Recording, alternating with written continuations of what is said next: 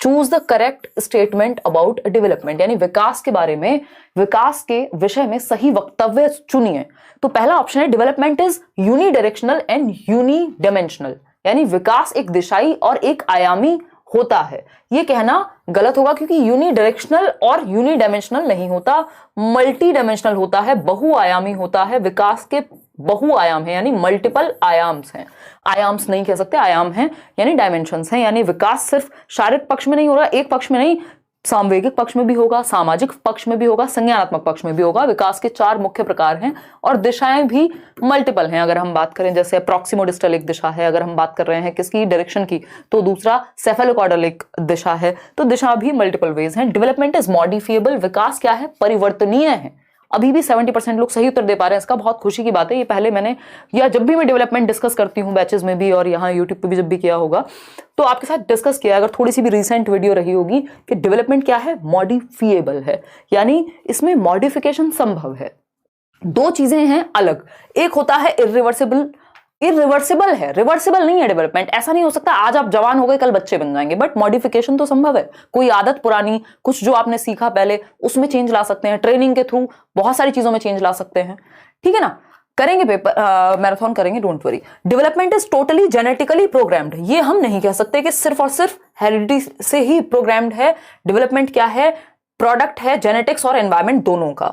Individuals achieve developmental milestones at the same age and pace, यानी सभी व्यक्ति एक ही आयु और गति के साथ विकास के पड़ावों को प्राप्त करते हैं। यह कहना भी एकदम गलत बात होगी। क्यों? क्योंकि डेवलपमेंट की जो दर है, पेस है, जो रेट है, वो सबके लिए अलग अलग हो सकता है। एक बच्चा जो 1.5 साल में बोलना शुरू कर देता है, दूसरा बच्चा है जो हो सकता है उसको 2 साल लग जाएं सही से क्लियरली शब्द बोलने में, या किसी की हाइट जल्दी बढ़ रही है, किसी की कम, ठीक है ना। सीटेट इमेज में डिस्क्रिपेंसी आ रहा है, एडिट भी कर दिए हैं, अभी तक सॉल्व नहीं हुआ है।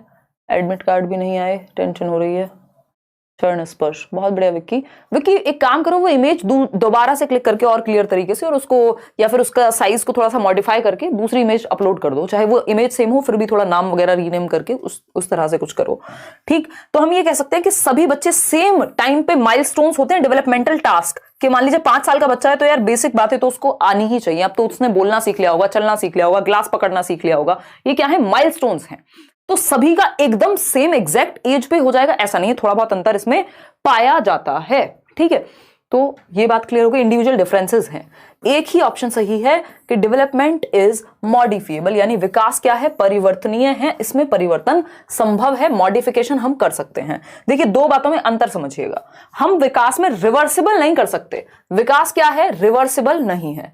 डेवलपमेंट, ध्यान से समझिएगा, डेवलपमेंट यानी विकास अपरिवर्तनीय नहीं कहेंगे, अनुक्रमीय है। आई थिंक परिवर्तनीय को यही बोलते हैं, इसको इरिवर्सिबल को। तो डेवलपमेंट इज नॉट रिवर्सिबल, क्या है, रिवर्सिबल नहीं है, यानी रिवर्स गियर नहीं लगता, ठीक। अनुक्रमीय है अगर मैं कहूं, लेकिन बट मॉडिफिएबल, यानी परिवर्तन तो संभव है। ऐसा नहीं कर सकते हम कि आज आप बच्चे हैं और कल आप क्या होंगे, मदर के वूम्ब में चले जाएं, गर्भ में चले जाएं, पॉसिबल नहीं है, पीछे नहीं जा सकते। अगर आज आप एक अडल्ट हैं, वयस्क हैं, तो आप किशोर नहीं बन जाएंगे कल। अगर आप आज एक बुढ़े व्यक्ति हैं तो कल बच्चे नहीं बन जाएंगे। हरकतों से बन सकते हैं मॉडिफिकेशन के द्वारा, बट वैसे रिवर्स नहीं कर सकते आप इस स्टेज को। तो रिवर्सिबिलिटी का यहाँ रूल जो है वो लागू नहीं होता है, यानी हम कोई रिवर्स गियर नहीं लगा सकते कि एकदम बैक चले जाएं, वो पॉसिबिलिटी नहीं है। बट मॉडिफिकेशन यानी परिवर्तन तो संभव है भाई, थोड़ा बहुत जो चेंज है, चेंज तो कर ही सकते हैं ना हम, रिवर्स नहीं जा सकते। स्टेज या ऐसी कुछ चीजें हैं जिनको हम बिल्कुल एग्जैक्ट रिवर्स नहीं कर देंगे, बट मॉडिफिकेशन संभव है। ये बात हम ध्यान रखेंगे, क्योंकि अगर क्वेश्चन आता है कि रिवर्सिबल है तो आप कहेंगे बिल्कुल नहीं। आप कहेंगे, अगर पूछता है मॉडिफिएबल है, जी बिल्कुल मॉडिफिएबल है, परिवर्तन तो संभव है, बट अनुक्रमणीयता नहीं है। ऐसा नहीं कर सकते कि रिवर्स में चले जाएं पीछे। आगे बढ़ते हैं, क्वेश्चन नंबर 2 देखिएगा एक बार और पोल में जवाब दीजिएगा। देखिए क्वेश्चन नंबर है 2, पढ़िएगा। विच of the following principle of development proposes that children gain muscular control, यानी बच्चों का जो है मांसपेशियों पर कंट्रोल आ रहा है, of arms relatively earlier than that of fingers, यानी arms यानी बाहों पे कंट्रोल पहले आ रहा है, बाद में फिंगर्स पे। समझ पा रहे हैं? यानी जब उनको वो बॉटल पकड़नी होती है तो वो अपनी आर्म्स का इस्तेमाल करके ऐसे पकड़ लेते हैं, हाथों का प्रयोग करके, ठीक। लेकिन फिंगर्स जब पेन पकड़ना सीख रहे हैं तो वो बाद में सीख रहे हैं, है ना। तो हम इसी को gross to fine motor skills कहते हैं, यानी स्थूल गतिक से gross to fine motor skills, सूक्ष्म गतिक कौशल, इसी को जनरल टू स्पेसिफिक कहते हैं, यानी सामान्य से विशिष्ट क्रियाओं की ओर। कि जब आप कुछ सामान पकड़ रहे हैं तो पूरे हाथों से, आर्म्स से अपने उठा ले रहे हैं, लेकिन जब आप पेन पकड़ रहे हैं तो वो आप पहले तो आप पूरे हाथ का यूज करते थे, अब आप सिर्फ 2 फिंगर का यूज करते हैं, यानी सूक्ष्म से सूक्ष्म की ओर जा रहे हैं, किससे, स्थूल से। तो ये सेफेलोकॉर्डल तो नहीं हो सकता क्योंकि लॉन्गिट्यूडिनल होता है या हेड टू टो होता है, शीर्षगामी, यानी सर से। सेफेल का मतलब है खोपड़ी, हेड टू टो, शीर्ष से नीचे की ओर जाएगा, कि बच्चा पहले अपनी गर्दन संभालना सीखेगा, फिर वो अपने पैरों पे उसका कंट्रोल आएगा, खड़े होना सीखेगा, फिर चलना सीखेगा, ठीक। लेकिन प्रॉक्सिमो डिस्टल इसका सही उत्तर है कि बच्चे का जो कंट्रोल है वो पहले सेंटर में आता है और फिर धीरे धीरे आउटवर्ड जाएगा। सेंटर क्या है, सेंटर आपकी बॉडी का, यानी स्पाइनल कॉर्ड, आपका हार्ट, फिर बाहर की तरफ आपके ये शोल्डर्स, फिर शोल्डर्स के बाद क्या है, आर्म्स, आपकी बाहें, फिर उसके बाद हाथ, हाथ के बाद फिंगर्स, यानी एक्सट्रीमिटीज की तरफ। तो ये कहाँ होगा, प्रॉक्सिमो डिस्टल में होगा। ये जितना अच्छे से आप समझ लें उतना अच्छा है। ये क्वेश्चन कई, मतलब लगभग हर सेट में पूछा गया सीटेट के ऑनलाइन पेपर में, और आपको हर बार लगभग देखने को मिल जाएगा ये क्वेश्चन, ठीक है ना। तो ए ऑप्शन है। इंडिपेंडेंस ऑफ सिस्टम्स प्रिंसिपल, ऐसा नहीं है कि ये कोई इंडिपेंडेंस का मामला है, हायरार्किकल इंटीग्रेशन का। सिंपल सी बात है कि पहले जो है बड़ी मसल्स पे कंट्रोल है, बाद में फिंगर्स पे, यानी आर्म्स पे पहले कंट्रोल है, फिंगर्स पे बाद में। क्वेश्चन नंबर 3 देखिएगा और जवाब दीजिएगा। कहां सोते रह गए ब्रदर, जब 4th ऑप्शन डिस्कस हो जाए तो चेंज कर दिया करो। देखिएगा, प्रैक्टिस चल रही है मैडम, एसएसटी का नहीं करेंगे निशी हम, है ना, एसएसटी का नहीं करेंगे। सबसे कठिन लगता है, प्लीज उसको अच्छे से समझा दीजिए। प्रियंका बिल्कुल आप अच्छे से समझिए, डेली आइए, डिस्कशन देखिए, बिल्कुल अच्छे से समझ में आएगा। और ये जो सेशन है इसको शेयर भी कर दीजिए, जितने भी लोग तैयारी कर रहे हैं उनके साथ भी। अभी हम लोग 19,000 के करीब लोग जुड़े हुए हैं, 20-22 हज़ार लोग हम पढ़ रहे हैं, परसों हम 32,000 लोग पढ़ रहे थे। तो लाइक भी कर दीजिए साथ साथ, जैसे जैसे आप लोग जुड़ते जाएं। सिर्फ 6,000 लोगों ने लाइक किया है और हमारी जो संख्या है वो हो गई 19,000। तो बाकी के जो 13,000 लोग हैं उनको सेशन पसंद नहीं आ रहा है क्या? अगर नहीं आ रहा है तो बताइए क्यों नहीं आ रहा है, आ रहा है तो लाइक करके बता दीजिए। चलिए खैर आगे बढ़ते हैं। बी ऑप्शन 65% लोग कह रहे हैं, जो कि सही है। यानी 65% लोगों को ये लग रहा है, यानी 65% लोग सही उत्तर दे रहे हैं पोल में। शारीरिक लक्षण जैसे, यानी आपकी फिजिकल कैरेक्टरिस्टिक्स, शरीर के लक्षण, आंखों का रंग, कि आपकी आईज का कलर क्या होगा, आपकी हाइट, आपके बालों का रंग, ये किससे ज्यादा निर्धारित होता है? Dominantly determined bye environmental factors, यानी ये पर्यावरणीय कारकों से सुनिश्चित होगा। भाई आपकी आंखों का रंग जो जन्म के समय होता है वही होता है या बदल जाता है बाद में? मान लीजिए आप ब्लू आइज, हिप्नोटाइज करने वाली आंखों के साथ अगर पैदा हुए हैं तो ऐसा तो नहीं है कि कल को वो ब्लैक हो जाएंगी जब तक आप बाहर से लेंस ना लगा लें। तो ये कहां से आया? ये हेरिडिटी से आया है ना, ये आपकी आनुवंशिकता से आया, ये आपके माता पिता या आपके पूर्वजों से आया। ठीक, आपकी इवन आवाज भी, आपके बालों का टाइप भी, किसी के कर्ली हेयर्स हैं तो देखते हैं हम कहीं ना कहीं कि माँ बाप में से किसी के रहे होंगे या कहीं और जनरेशन में। कलर ऑफ आईज हुआ, आपकी हाइट हुई, वो भी बहुत हद तक जो है प्रभावित होती है, डोमिनेंटली प्रभावित होती है, इनहेरिटेड है ये, यानी वंशानुगत है। ऐसा नहीं है कि एनवायरमेंट का इस पर बिल्कुल असर नहीं पड़ता, बट डिसाइडेड किससे है या ज्यादा प्रभावित किससे है? इनहेरिटेड है। इनहेरिटेड का मतलब वंशानुगत है, वंशानुगत का मतलब हेरिडिटी से संबंधित है, नेचर से संबंधित है। और नर्चर कहते हैं एनवायरमेंट को, पोषण, प्रकृति एवं पोषण विवाद कहा जाता है इसको, कि कुछ चीजें आपकी प्रकृति यानी हेरिडिटी यानी जीन्स से इनहेरिटेड होती हैं, विरासत में मिलती हैं। ये बीमारियां भी हो सकती हैं, ये कुछ अच्छी चीजें भी हो सकती हैं, और कुछ चीजें हम एनवायरमेंट, जैसे न्यूट्रिशन हो गया तो खाना तो एनवायरमेंट से मिलेगा, ट्रेनिंग हो गई, एजुकेशन हो गई, ये सब एनवायरमेंट का पार्ट है। इन्फ्लुएंस बाय कल्चरल फैक्टर्स, अब कल्चर से आंखें थोड़े ना चेंज हो जाएंगी, जो हो गई, मान लीजिए जो पेरेंट्स हैं वो जीन्स जो मिल गए वही रहेंगे। A result of interaction between heredity and environment. देखिए ये जो है ये कहना गलत होगा यहाँ, कि ये पूछा है कि ये फिजिकल ट्रेट्स हैं, ये ज्यादातर किससे प्रभावित होते हैं? तो हमें पता है कुछ ट्रेट्स ज्यादा प्रभावित होते हैं हेरिडिटी से, कुछ एनवायरमेंट से। तो ये नहीं कह सकते रिजल्ट है interaction between heredity and environment का। जिस तरफ झुका हुआ आंसर है उस तरफ ही जवाब देंगे। तो B option is the right answer. आगे बढ़ेंगे क्वेश्चन नंबर 4, क्योंकि आपको कुछ ऑप्शंस या एग्जांपल्स देके पूछा है कि इनमें से कौन किसकी तरफ झुका हुआ होगा। ऐसा नहीं कहा कि अपनी मर्जी से कह दिया हो, कि इन जनरल नहीं पूछा कि डेवलपमेंट क्या होता है, तो तब आप कहते हैं कि हेरिडिटी और एनवायरमेंट का प्रोडक्ट होता है, वंशानुगत और वातावरण का प्रोडक्ट होता है। अगर आपसे क्या पूछा होता, इन जनरल पूछा होता, यहाँ पे एग्जाम्पल दिया है और पूछा है कि ये ज्यादा प्रभावित किससे होगा, तो उस केस में तो भैया फिर आपको सोच समझ करके ही जवाब देना पड़ेगा, है ना। कुछ और सेशंस आपके सामने आने वाले हैं, बड़े बड़े सेशंस, तैयार हो जाइए बिल्कुल। समझते हैं। Dash is the primary agency of socialization, यानी ओ हो, ये क्या किया इन्होंने, देखिएगा एक बार। ये क्वेश्चन मुझे लग रहा है शायद सीटेट ने भी गड़बड़ की होगी, क्योंकि हमारे टाइपिस्ट जी गड़बड़ करते नहीं है, फिर भी हम देख लेंगे। उधर क्वेश्चन है dash is the primary agency of socialization, यानी डैश प्रमुख या प्राथमिक कारक है किसका, सामाजिकरण का। डैश प्राथमिक कारक है किसका, सामाजिकरण का, यह सामाजिकरण का प्राथमिक कारण है। तो आपको पता है प्राथमिक यानी प्राइमरी जो है वो फैमिली होगी, और secondary school, mass media, religion, ये सब आ जाएंगे, लेकिन फैमिली हमेशा प्राइमरी में ही रहती है। क्यों? क्योंकि बच्चे का जो प्राइमरी सोशलाइजेशन है वो जन्म के समय से ही शुरू हो जाता है। लगभग 3 साल की उम्र तक वो अपनी समझ बनाएगा कि मैं कौन हूँ, किस घर में रहता हूँ, कैसे तौर तरीके होते हैं, है ना। कोई बाहर से आए तो नमस्ते करनी होती है, मतलब 3 साल तक ही नहीं, उसके बाद भी ये चीज चलेगी, क्योंकि सोशलाइजेशन भी जन्म से और जीवन भर चलता रहता है।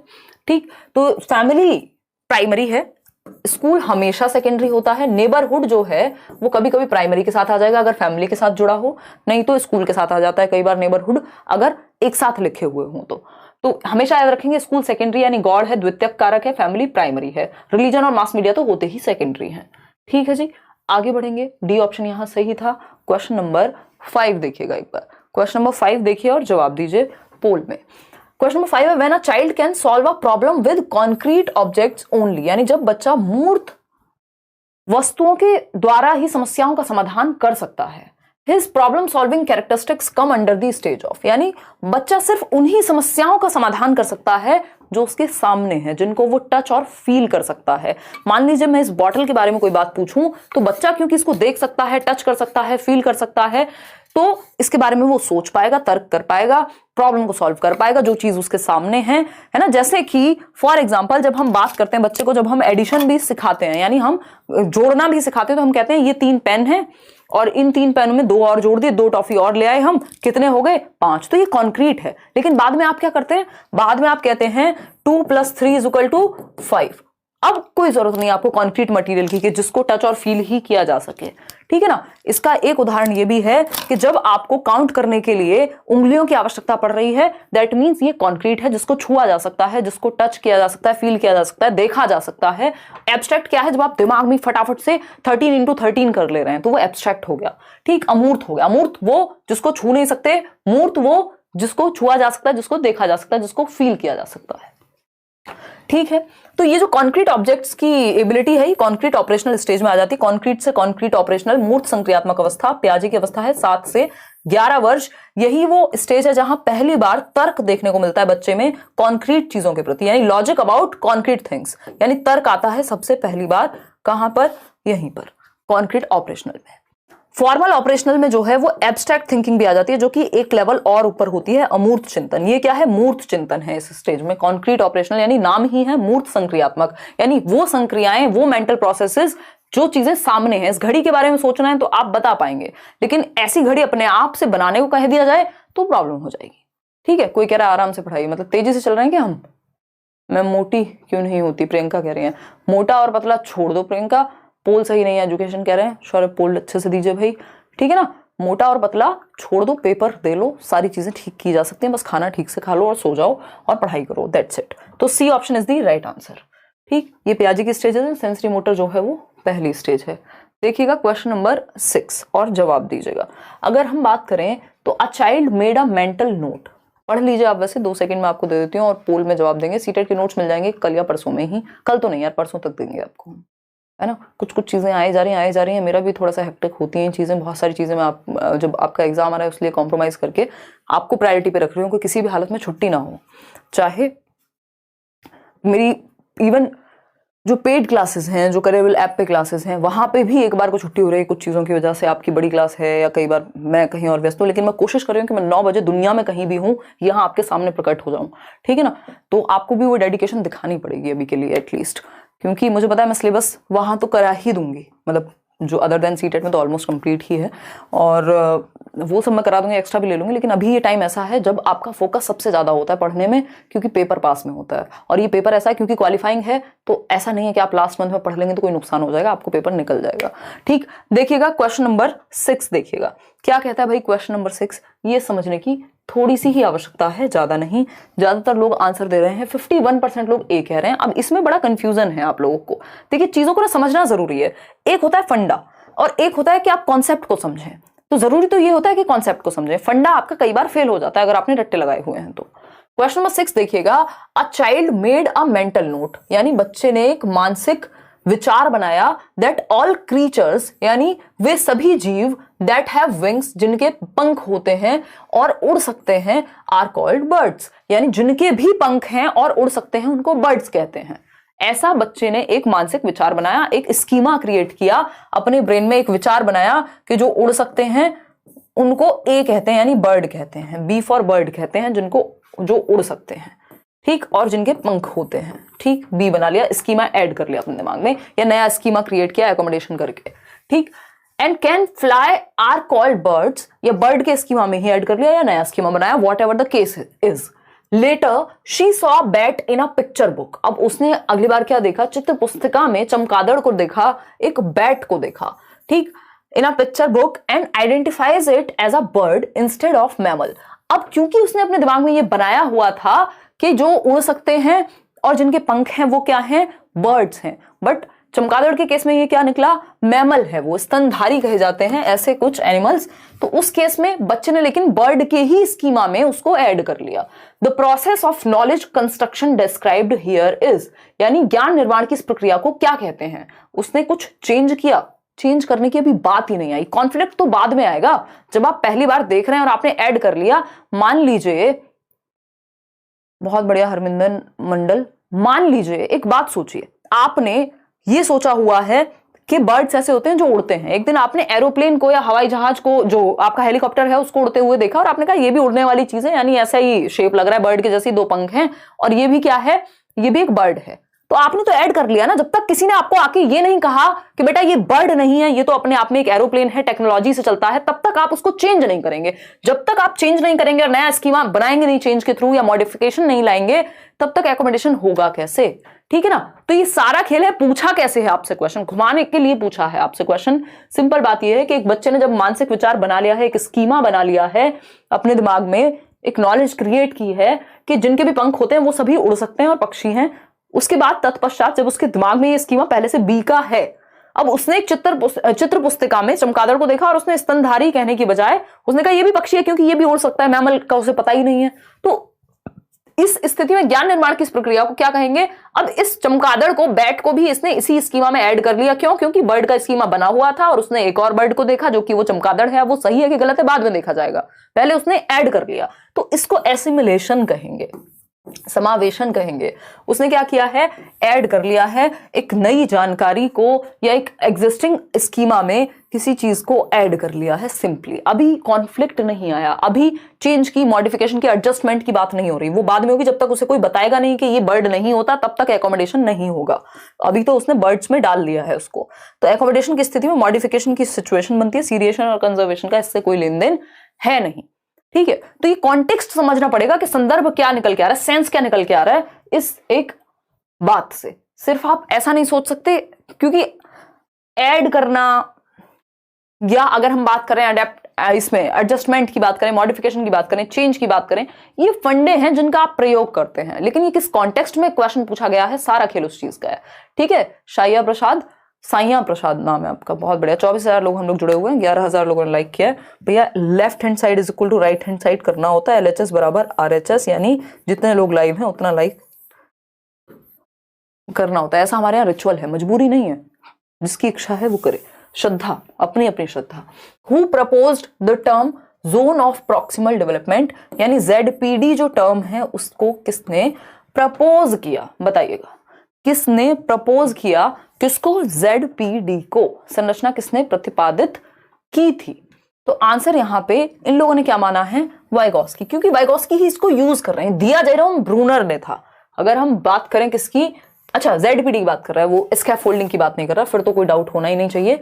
लेव वाइगोस्की ने दिया है ZPD को वो जोन जहां तक संभावना है आपके विकास की कि आज आप यहां हैं, यानी आज आपके 30 में से 25 नंबर आ रहे हैं, लेकिन आपको सपोर्ट मिल जाए लेट्स लर्न का, या अगर आप क्लासेस देख लें तो आपके 30 में से 30 आ जाएंगे। तो ये जो दायरा है कि आप में संभावना है, आपका जो संभावित विकास है वो 30 में से 30 नंबर लाने का है, इसी को ZPD कहते हैं।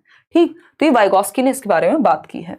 आगे बढ़ेंगे नेक्स्ट क्वेश्चन पे। क्वेश्चन नंबर है हमारा 8। भाई जब लास्ट में इतनी सारी बातें हो गई, आंसर बता दिया, कहां सो रहे हो। क्वेश्चन नंबर 8 देखिए, समझते हैं। लेंदी क्वेश्चन है, पहले पढ़िए। क्वेश्चन क्या है, थोड़ा सा लेंदी है, थोड़ा ज्यादा भी कह सकते हैं। पहले पढ़िए और फिर जवाब दीजिए, ठीक है जी। बताइएगा मैम ये गलत हो गया। हाँ, इसमें गलती की संभावना हो जाती ना, ये तो ZPD था, ये कैसे गलत हो सकता भाई, ZPD में तो है ही नहीं कोई दिक्कत, ठीक है ना। इनफ है यूट्यूब क्लास आप पढ़ना, बिल्कुल। अगर आप अच्छे से देख लेते हैं, प्रीवियस ईयर जो है वो समझ जाते हैं, तो क्या होगा, आराम से क्लियर हो जाएगा आपका एग्जाम। चलिए खैर, आप जवाब दीजिए इस क्वेश्चन का, ये क्वेश्चन जरूरी है। मैं पानी पीऊंगी माइक बंद करके, क्योंकि कई लोगों को इरिटेशन हो जाती है, मैं बता रही हूँ, और मुझे आप लोग को परेशान करके कुछ नहीं मिलने वाला।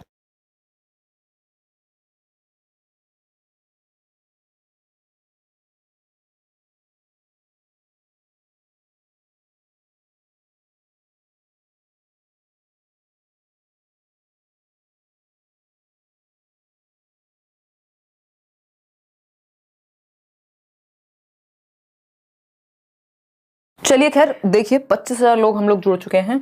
अगर किसी को बफरिंग का सामना करना पड़ रहा है तो इसका मतलब उनका या तो नेट स्लो है, तो आप क्वालिटी कम करके देख लीजिए, 420p या जो भी है आपका 360p पे देख लीजिए, अदरवाइज यहां से कोई दिक्कत नहीं है।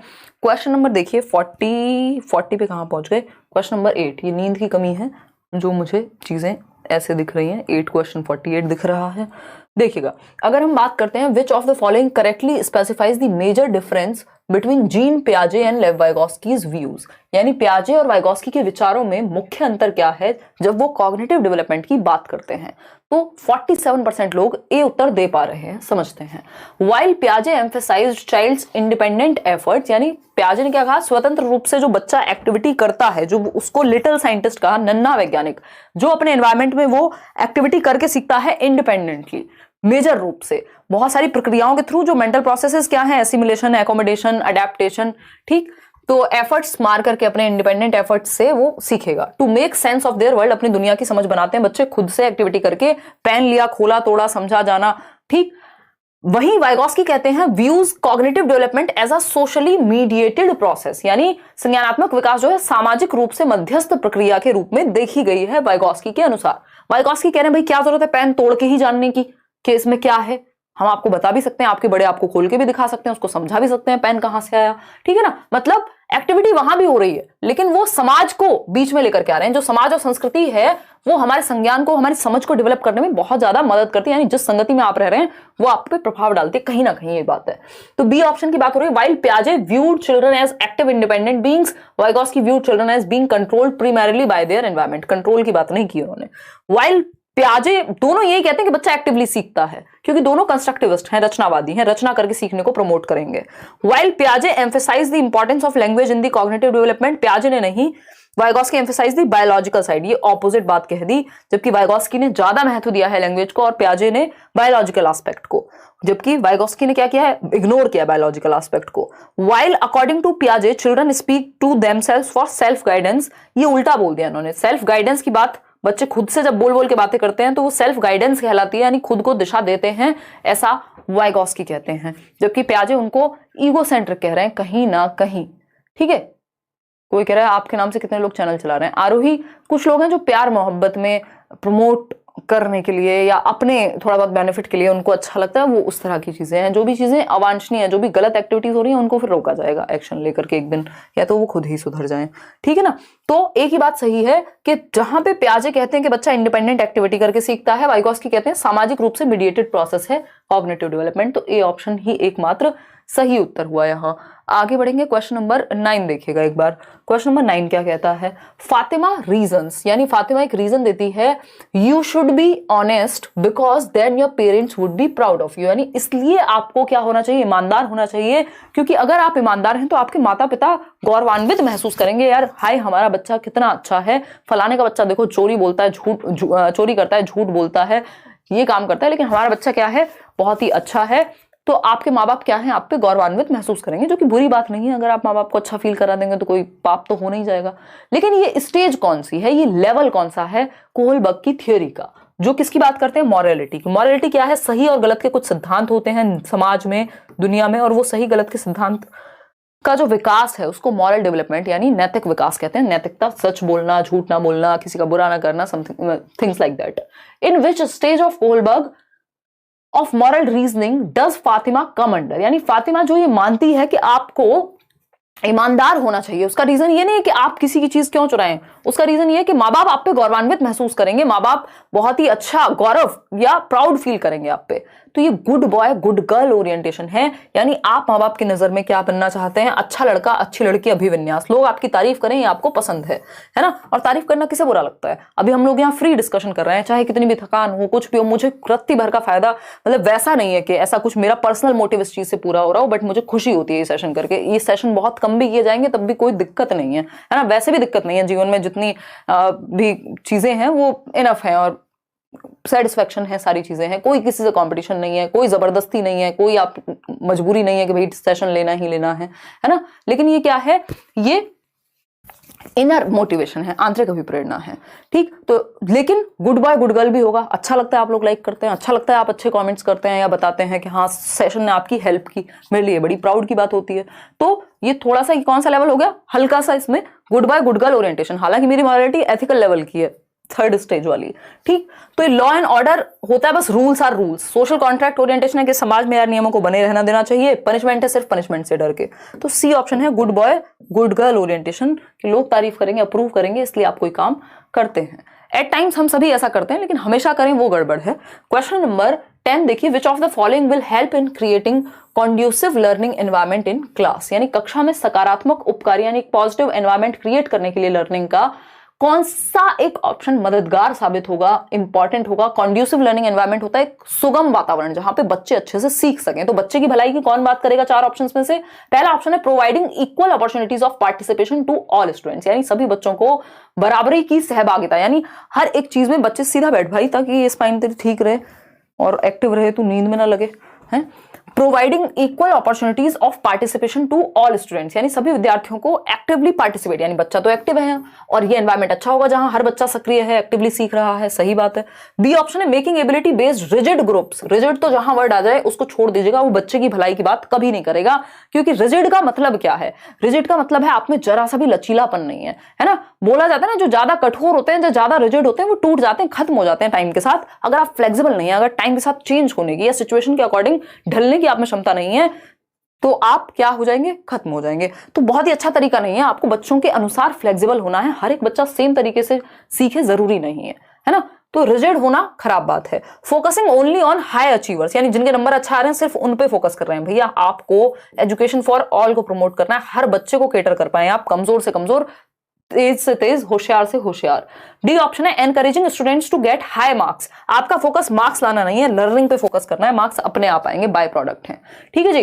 तो आंसर क्या सही हुआ? आंसर हुआ सभी विद्यार्थियों को सहभागिता के समान अवसर देना, यानी इक्वल अपॉर्चुनिटी अगर मिलेगी तो एनवायरमेंट अपने आप ही अच्छा हो जाएगा क्लासरूम का, क्योंकि हर बच्चे को आप महत्व दे रहे होंगे इस सिचुएशन में, किसी को किसी चीज में, किसी को किसी चीज में, पार्शियलिटी नहीं कर रहे होंगे, इन्वॉल्व होने का मौका दे रहे होंगे। क्वेश्चन नंबर 11 देखिएगा, विच of the following is a primary characteristic of progressive education. Progressive education यानी जिसको हम प्रगतिशील शिक्षा कहते हैं, लर्निंग बाय डूइंग की जो बात करती है, जॉन डीवी का नाम याद कीजिए, करके सीखने की बात करते हैं। इन्होंने लैब स्कूल्स खोले शिकागो में, यानी अमेरिका में, अपनी वाइफ के साथ मिलके, जिनको प्रोग्रेसिव स्कूल्स कहा गया, जहां ये बात मानी गई कि लर्निंग जो है वो एक एक्टिव एंड सोशल प्रोसेस है, यानी बच्चे ग्रुप में अच्छा सीखते हैं और बच्चों को एक्टिव होना चाहिए। और क्या है ये? एक एक्टिव एंड सोशल प्रोसेस है, डेमोक्रेटिक प्रोसेस है, जहां सबको आजादी हो अपनी बात कहने की। तो ये सारे प्रिंसिपल्स हैं किसके? प्रोग्रेसिव एजुकेशन के, प्रगतिशील शिक्षा के, आगे बढ़ती हुई शिक्षा के, जो चाइल्ड सेंटर्ड है, जो बच्चे को सेंटर में रखती है, बच्चे को एक्टिव रखने की बात करती है। तो प्रगतिशील शिक्षा की जब विशेषता की हम बात कर रहे हैं तो पहला ऑप्शन है फ्रीक्वेंट पेपर पेंसिल टेस्ट। भैया पेपर पेंसिल टेस्ट लेना कोई भी लर्निंग बाय डूइंग का उदाहरण नहीं है। Emphasis on scoring highest in the examination, हटा दीजिए ऐसे ऑप्शन को जो स्कोर हाई करने की बात करे, लेवल की बात करे, सिर्फ पेपर पेंसिल टेस्ट की बात करे। हमें बच्चे के हर आयाम को जांचना है, सिर्फ उसके दिमाग को ही नहीं। फ्लेक्सिबल करिकुलम, ये वर्ड प्यारा है, बहुत ही फ्लेक्सिबल करिकुलम यानी बच्चे के इंडिविजुअल डिफरेंसेस के according. And assessment in the classroom, यानी आपका जो करिकुलम है, एक्टिविटीज है, सिलेबस है, वो इस हिसाब से डिजाइन हो कि अलग अलग बच्चों को आप केटर कर पाए, उनकी नीड, उनके इंटरेस्ट को केटर कर पाए, और लचीलापन हो आपके आकलन की प्रक्रिया में भी। किसी को आप ऑब्जर्व करके असेस कर रहे हैं, किसी से आप कुछ लिखवा ले रहे हैं, किसी को आप पेपर दे रहे हैं, किसी को कोई और प्रोजेक्ट दे रहे हैं, तो डिफरेंट वेज हैं असेसमेंट के। Frequent use of extrinsic motivators, देखो एक्सट्रिंसिक मोटिवेटर्स की कभी कभार जरूरत पड़नी चाहिए, जब आपको कोई काम शुरू कराना हो, बीच में अगर बच्चा रुक रहा है तो वहां दे सकते हैं, लेकिन ओवर यूज नहीं करना, फ्रीक्वेंट यूज नहीं करना। मेजरली मेनली आपको इंट्रिंसिक मोटिवेशन, इंटरनल मोटिवेशन, आंतरिक अभिप्रेरणा, जिसका रीजन बाहर ना हो जिस काम को करने का, वो काम कराना है बच्चे से। तो सी ऑप्शन यहाँ फ्लेक्सिबल करिकुलम ही एकमात्र सही है जहां बच्चा एक्टिव है, बच्चे की भलाई की बात हुई है। ज्यादा स्लो चल रहे हैं क्या हम आज? इतना एक्सप्लेनेशन काफी है क्या? According to Howard Gardner, next question है, पोल में जवाब दीजिएगा। हार्वर्ड गार्डनर की मल्टीपल इंटेलिजेंस यानी बहुबुद्धि के सिद्धांत के अनुसार, if a child in the classroom is able to respond appropriately, यानी एक बच्चा जब एप्रोप्रिएटली, प्रॉपर, उचित ढंग से जब वो प्रतिक्रिया दे रहा है to the temperaments, intentions and moods of peer group, यानी जब बच्चा दूसरों के या अपने सहपाठियों के, अपने क्लासमेट्स के या अपने ग्रुप्स के इरादों और मनोदशाओं के प्रति उचित प्रतिक्रिया देने में सक्षम है, यानी वो एकदम से लड़ने नहीं लगता, अपने मूड में नहीं है, वो दूसरे को समझ रहा है, दूसरे बच्चे क्यों, भाई आज फलाना बच्चा परेशान है, उसके घर में कोई घटना घटी है, कोई दुखी है, किसी को किसी सब्जेक्ट में प्रॉब्लम है, सबकी तकलीफ या सबको समझने की कोशिश है, इसको इंटरपर्सनल इंटेलिजेंस कहते हैं। सी ऑप्शन 62% लोग बिल्कुल सही दे रहे हैं। क्या है ये? अंतर व्यक्तिक बुद्धि है। अंतः व्यक्तिक होती है इंट्रापर्सनल, जब आप खुद को जानने में अच्छे हैं, यानी आप फिलोसोफर अच्छे बन सकते हैं, आप कुछ लिख सकते हैं अच्छा, तो ये अदर्स यानी दूसरों को समझने की बात अंतर व्यक्तिक। अंतर का मतलब है, इंटर का मतलब ही होता है दो या दो से अधिक, ठीक, टू और मोर देन टू, जब बात हो रही हो दो या दो से अधिक लोगों की, यानी आप दूसरों को समझने में अच्छे हैं। जैसे एक टीचर हो सकता है, कोई बच्चे में स्पेसिफिक, ऐसे लोग साइकोलॉजिस्ट वगैरह भी बन सकते हैं, ठीक। तो इंट्रापर्सनल तो सेल्फ की बात होती है, ठीक। बॉडी काइनेस्थेटिक, ये स्पोर्ट्स पर्सन बनेंगे, स्पोर्ट्स में जाएंगे, इनकी बॉडी पे पकड़ अच्छी है, डांसर्स हो सकते हैं। म्यूजिकल इंटेलिजेंस, AR रहमान को याद कर लीजिए, है ना, कि म्यूजिक की अच्छी समझ होगी। तो इसमें आंसर है सी सही। आगे बढ़ेंगे क्वेश्चन नंबर 13 पर। देखिएगा ये क्वेश्चंस थोड़े लेंदी होते हैं, लेंदी हैं, बट इनकी प्रैक्टिस इसीलिए ज्यादा करना जरूरी है क्योंकि ये लेंदी है लेकिन आसान है। अगर आपने थोड़ा सा भी सिलेबस को पढ़ा हुआ है, मैराथन देखी हुई है, और भी मैं कुछ सेशन अरेंज करने वाली हूँ जिसमें हम टॉपिक्स डिस्कस करेंगे, CDP के, EVS के, हिंदी के, इंग्लिश के, पेडागोजी के और मैथ्स के, ठीक है ना। चलिए, सिर्फ क्वेश्चंस नहीं, आपको और भी चीजें मिलेंगी, मतलब प्रॉपर हम टॉपिक्स डिस्कस करेंगे जो इंपॉर्टेंट है पेपर के लिए, क्योंकि आपको अभी सब कुछ नहीं पढ़ना है, ठीक है ना। पोल बहुत तेजी से जा रहा है। अच्छा, आपका इंटरनेट शायद स्लो है।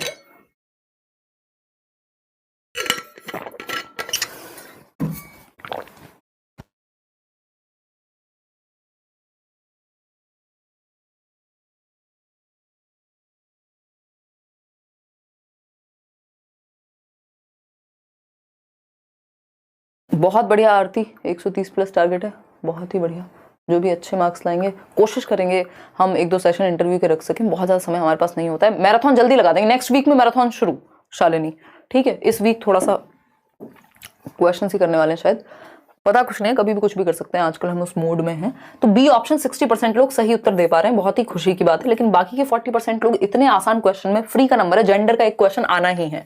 While teaching the concept of occupation, यानी आप कौन सा कॉन्सेप्ट पढ़ा रहे हैं कि समाज में जो काम करने के तरीके हैं, व्यवसाय के संप्रत्यय को पढ़ा रहे हैं कि क्या क्या ऑक्यूपेशंस होते हैं। लोग एडवोकेट होते हैं, लोग पायलट होते हैं, लोग टीचर होते हैं, डॉक्टर होते हैं, आप क्या है ऑक्यूपेशन समझा रहे हैं। Monica showed flash cards of both man and women, Monica मतलब टीचर है मोनिका, महिलाओं और पुरुष दोनों के फ्लैश कार्ड होते हैं ना, मेरे पास अभी यहाँ कुछ है नहीं, बट हम ये समझ सकते हैं कि आपने एक छोटा सा कार्ड बनाया है और उसके सामने मान लीजिए आपने महिलाओं को पायलट के रूप में भी दिखाया है, पुरुषों को शेफ के रूप में भी दिखाया है। तो अलग अलग महिलाओं और पुरुषों की अलग अलग भूमिकाओं में आपने फ्लैश कार्ड पे दिखाया है ऑक्यूपेशन पढ़ाते समय।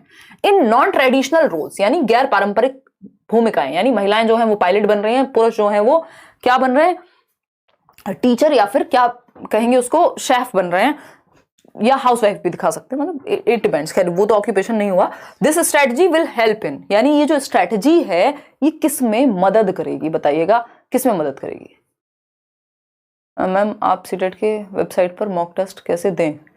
अब संध्या ऑप्शन है, उन्होंने शायद कुछ ही मॉक हैं जो डाले हुए हैं, वही रेपिटेटिवली आते रहते हैं, तो वो आप सीटेट की वेबसाइट पे जाएंगे, सबसे नीचे जाएंगे, मॉक टेस्ट का ऑप्शन आएगा, और कुछ टेस्ट हम करियर विल पे भी डलवा देंगे, मॉक टेस्ट तो डल ही रहे हैं वहां भी, आप जाके वो फ्री क्या कर सकते हैं, अटेम्प्ट कर सकते हैं उन क्वेश्चंस को, ठीक है ना। चलिए स्टार्ट करते हैं, समझते हैं। बी ऑप्शन 66% लोग कह रहे हैं, फटाफट से समझेंगे। प्रमोटिंग जेंडर स्टीरियोटाइप, भाई अगर आप गैर पारंपरिक कार्य दिखा रहे हैं, यानी जो परंपराओं में है ही नहीं, परंपरा में तो ये है कि महिला जो है वो टीचर बन जाए या घर पे रहे या फिर डॉक्टर बन जाए हद से हद, बट पायलट ना बने, एडवेंचरस रोल में ना आए, वो स्पेस में साइंटिस्ट ना बने, है ना, तो वो पुरुषों का काम दे दिया, या क्रिकेटर ना बने, तो यहां पे गैर पारंपरिक रोल। अब जब आप गैर पारंपरिक रोल अपनाएंगे, इसका मतलब आप स्टीरियोटाइप को ब्रेक करेंगे, चैलेंज करेंगे, तो इसको हम कहेंगे प्रमोट कर रही हैं teacher gender stereotype flexibility. Stereotype flexibility stereotype का जस्ट ऑपोजिट होता है कि रिजिड मत रहिए स्टीरियोटाइप को लेकर के, कि जेंडर में सिर्फ यही काम होगा, कोई भी व्यक्ति हो, महिला हो पुरुष हो, कोई भी कुछ भी काम कर सकता है, यानी जेंडर रूढ़िवादिता में लचीलेपन को प्रोत्साहन मिलेगा, कि हम समाज में ये ना सोचे कि हमारी बेटी है तो ये तो डॉक्टर टीचर या कुछ और इसी तरह का बनेगी, और बेटा है तो वो, या हमारी बेटी है तो वो क्रिकेटर नहीं बन सकती, या फिर वो पायलट नहीं बन सकती, ऐसा कुछ भी नहीं होना चाहिए। अभी आपने मूवी आई थी शायद गुंजन सक्सेना, तो कैसे एयरफोर्स से लेके हर जगह महिलाएं आजकल हैं, ये हम देख पा रहे हैं। रोज क्लास होती है 9 बजे, पूजा सिंह बिल्कुल सही समझ रही हैं आप, ठीक। तो प्रमोटिंग जेंडर हायरार्की, ऐसा नहीं है कि जेंडर हायरार्की को बढ़ावा मिल रहा है कि इस जेंडर को ऊपर रखो इसको नीचे। मॉडलिंग जेंडर टाइपिंग, ऐसा भी नहीं है, यहाँ पे रोल तो टाइप हो ही नहीं रहे। स्टीरियोटाइप तो तब होता है जब हम कह रहे हैं कि लड़कियां जो हैं वो ये काम करेंगे, लड़के ये काम करेंगे, लड़कियां घर का काम करती हुई अच्छी लगती हैं, लड़के बाहर जाते अच्छे लगते हैं, ये है स्टीरियोटाइप, ठीक है ना। हाँ देखो कोमल कितनी दुखी है। कोमल मैंने इतना कुछ कराया हुआ है आपको, एक सप्ताह क्या और भी टाइम लग सकता है, क्योंकि मैं इंडिविजुअली बहुत सारी चीजें होती है मैनेज करने को। नोट्स में अगर टाइम लग भी रहा है तो उसको आप समझिए, वो रीजन से लग रहा है, मुझे उससे कुछ चाहिए तो है नहीं आपसे कि नोट्स देके मुझे आपसे कुछ पैसे चाहिए या कुछ और चाहिए, कोई लालच है, ऐसा तो है नहीं। B option is the right answer.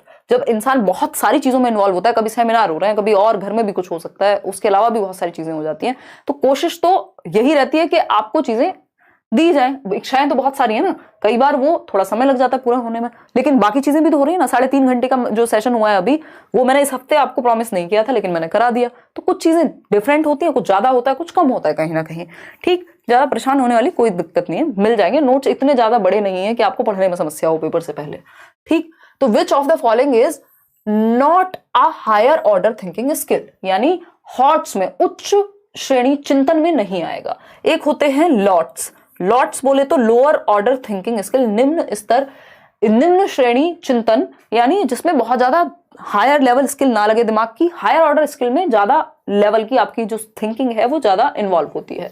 तो एनालिसिस बिल्कुल हायर लेवल है, इवेल्युएशन हायर लेवल है, क्रिएशन हाईएस्ट है आज की डेट में। ये कहां से आ रहे हैं? ये ब्लूम की बीएस ब्लूम के टेक्सोनॉमी से आ रहे हैं। ब्लूम टेक्सोनॉमी मैंने कराया हुआ है यूट्यूब पे, एक बार देखिएगा, ब्लूम टेक्सोनॉमी, ठीक। तो उन्होंने कॉग्निटिव डोमेन में, कॉग्निटिव मतलब थिंकिंग से रिलेटेड कॉग्निटिव ही होगा, कॉग्निटिव डोमेन में 6 लेवल्स दिए हैं, 6 लेवल्स। वो मैं अभी आपके साथ डिस्कस करूंगी, उसमें बताऊंगी कौन सा हॉट्स में आएगा, कौन सा लॉट्स में आएगा। तो रिकॉल जो है, यानी प्रत्यास्मरण, यानी जस्ट आपने रिकॉल कर लिया, किसी का नंबर याद किया था या किसी का नाम याद किया था, आपने देखा उस व्यक्ति को अगली बार और नाम रिकॉल कर लिया, है ना। प्याजे की कितनी स्टेजेस हैं? रिकॉल कर लिया। लेकिन जब क्रिएट करना हो, अपने आप से उदाहरण बनाना हो प्याजे के लिए, एनालाइज करना हो प्याजे और वाइगोस्की में क्या अंतर है, इवैल्यूएट करना हो किसने सही कहा है, तो दिमाग का इस्तेमाल ज्यादा होगा। सिर्फ स्टेज का नाम याद करने में रिकॉल पावर लगेगी, इसको लोअर ऑर्डर थिंकिंग कहते हैं, यानी ये हायर ऑर्डर थिंकिंग स्किल नहीं है, ठीक। पहले उड़ा दे पोल। चलिए आगे बढ़ते हैं, नेक्स्ट क्वेश्चन देखिएगा और पोल का जवाब दीजिएगा। क्राइटेरियन रेफरेंस्ड टेस्ट पूछा है, हम लोग इसको डिस्कस करते आए हैं, आप पोल में जवाब देंगे बहुत ही तेजी से, देखिएगा। प्रभात आप सुपर टेट के लिए वो ले सकते हैं, पेडागोजी स्पेशल बैच, उसमें भी एडमिशन ओपन है, अलग से बैच तो अभी नहीं है, आइडिया कब आएगा। कहाँ मिलेंगे नोट्स? क्योंकि आपके मैंने आपके नाम से पैसे से नोट्स मिल रहे हैं 350 में, बट आपने फ्री में बोला है, वो कब कहाँ मिलेंगे? मनीषा मैं बहुत दुखी हूँ ऐसे लोगों से जो लोग इस तरह का व्यापार चलाते हैं, वो बहुत ही गलत बात है। एक होता है कि मतलब सच में पूरी टीम काम कर रही है, कहीं कुछ एक मिनिमम लेवल ऑफ फी है, ये चोरी कहते हैं उसको। ये वाली जो सिचुएशन है ना, मैं नोट्स फ्री दूंगी, टेलीग्राम पर ही दूंगी। लेट्स लर्न स्क्वाड कोई और फेक चैनल नहीं है, लिंक दिया हुआ है डिस्क्रिप्शन में, वहां से ज्वाइन कर लो। 5,85,000 लोग जुड़े हुए हैं। जिस दिन नोट्स मिल जाएंगे आप फटाफट से क्या करेंगे, उनको आपस में शेयर कर देंगे। और जहां तक परसों से नोट्स मिलने शुरू हो जाएंगे, सीडीपी के नोट्स परसों आपको मोस्ट प्रोबेबली अवेलेबल हो जाएंगे। ठीक, अगर ये सेटअप की प्रॉब्लम नहीं होती तो अब तक 2 सब्जेक्ट के नोट्स तो आपको मिल ही जाते, फिर वो बड़ी क्लास भी थी।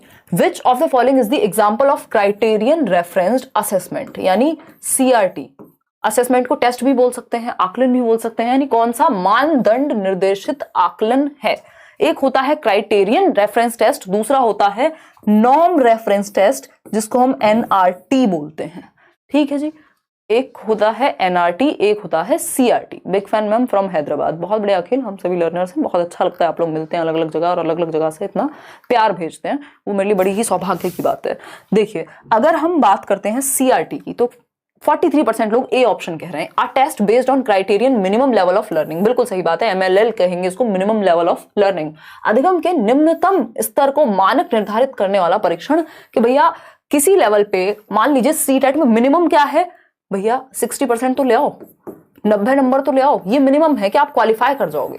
लेकिन क्या D+B में, क्या केवीएस में केंद्रीय विद्यालय में, क्या एनवीएस में नवोदय विद्यालय में, क्या सुपर टेट में ऐसा है? नहीं, वहां मिनिमम से काम नहीं चलेगा, वहां आपको मेरिट में आना पड़ेगा। उसको नॉर्म रेफरेंस टेस्ट एनआरटी कहते हैं, जब बात मेरिट की या बाकी बच्चों से ऊपर या स्कोर करने की हो बेटर। लेकिन जब एक मिनिमम लेवल स्कोर करने की बात हो, जैसे 12th में पास होने के लिए 33% जरूरी है, ये मिनिमम लेवल है, ये क्राइटेरिया है कि आपको सीटेट में 90 नंबर लाने हैं अगर आप जनरल कैटेगरी से हैं, 82 लाने हैं अगर आप किसी भी और बिलोंग करते हैं किसी भी कैटेगरी से। तो उस केस में क्राइटेरिया है पहले से। अगर क्राइटेरिया नहीं है भाई, मान लीजिए आप, कोई क्राइटेरिया नहीं है कि 90 नंबर लाने हैं। ऐसा भी होता था एक टाइम पे, जब केंद्रीय विद्यालय या D+ की जब हम बात करें कि 200 में से 80 नंबर ला रहा है जो, उसकी भी नौकरी लग रही है, क्योंकि मेरिट ही उतनी गई है, क्राइटेरिया का फर्क ही नहीं पड़ रहा। ठीक, अभी क्राइटेरिया लगा दिया उसमें भी कि 40% दोनों ही इस सेक्शन में आने चाहिए, वो क्राइटेरिया है। लेकिन नॉर्म क्या है कि जिसके नंबर ज्यादा आएंगे उसको नौकरी मिलेगी, तो वो एनआरटी है कि मेरिट बेस्ड। अगर क्राइटेरिया की बात करें, एक क्राइटेरिया फिक्स कर दिया, वो आपका सीटेट याद रखिए उसके लिए। बी ऑप्शन है a test with percentile as evaluation criteria. Percentile अगर होगा तो वो एनआरटी हो जाएगा। जी स्कोर की यहां कोई बात ही नहीं कर रहे हैं, रैंक इन अ क्लास, फिर वो एनआरटी हो जाएगा। ठीक, तो A option is the right answer over here. आगे बढ़ेंगे क्वेश्चन नंबर 16 पर। मेरी पूरी कोशिश है कि हम प्रॉपर जल्दबाजी में क्वेश्चन सॉल्व ना करें, ज्यादा डिटेल में सॉल्व करें जितना हो सके, ताकि आपकी जो चीजें हैं वो क्लियर हो सके।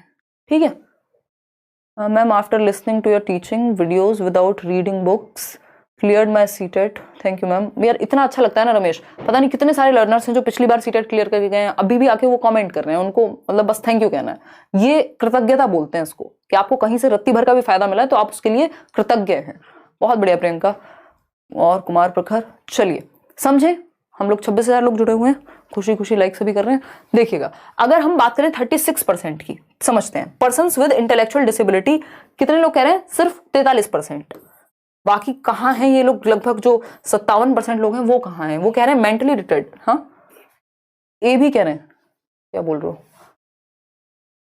27% लोग बी कह रहे हैं। क्यों कंफ्यूज हैं आप? देखते हैं। According to the rights of persons with disabilities, यानी जो आरपीडब्ल्यूडी एक्ट 2016 है, दिव्यांगजन अधिकार अधिनियम 2016, जिसमें 21 डिसेबिलिटीज यानी दिव्यांगताओं का जिक्र हुआ है। इससे पहले वाला जो एक्ट था वो था कि कई बार क्वेश्चन ऐसे भी आ जाता है कि जो आरपीडब्ल्यूडी एक्ट है, राइट ऑफ पर्सन्स, यानी जो डिसेबल्ड व्यक्ति हैं उनके राइट्स क्या हैं। तो पहले एक एक्ट था PWD act, persons with disabilities, 1995 में ये एक्ट था। टोटल नंबर ऑफ डिसेबिलिटीज जो थी, जो अक्षमताएं थी, वो 7 थी।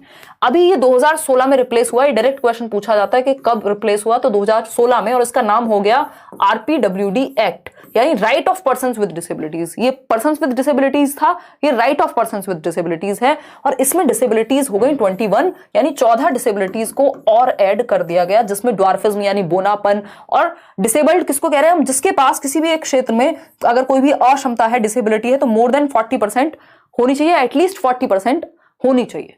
ठीक, चलिए खैर आगे आते हैं, समझते हैं। कहा है कि आरपीडब्ल्यूडी एक्ट के अनुसार the correct way to refer to a person who has limitations in intellectual functioning, यानी सही तरीका क्या है उस बच्चे को बुलाने का, पुकारने का या संबोधित करने का जो बौद्धिक क्रियाशीलता में सीमाबद्धता महसूस करता है, यानी इंटेलेक्चुअली जो ब्रेन है उसका उस लेवल पे काम नहीं करता जो जनरल लेवल होता है। तो अगर किसी को बौद्धिक क्रियाशीलता में सीमाबद्धता है, यानी मान लीजिए आप एक 10 साल के बच्चे हैं और आप जोड़ घटाना आराम से कर लेते हैं, लेकिन एक और बच्चा है जो 10 साल का तो है लेकिन उसका दिमाग 10 साल के लेवल पे काम नहीं कर पा रहा, तो इस बच्चे को क्या कहेंगे? जिसकी बुद्धि का स्तर नॉर्मल से अलग है, कम है या लिमिटेड है, अगर मैं कहूं उस लेवल पे डेवलप अभी नहीं हुआ है आरपीडब्ल्यूडी एक्ट के अनुसार। मेंटली रिटार्डेड कहेंगे, एमआर कहेंगे? नहीं।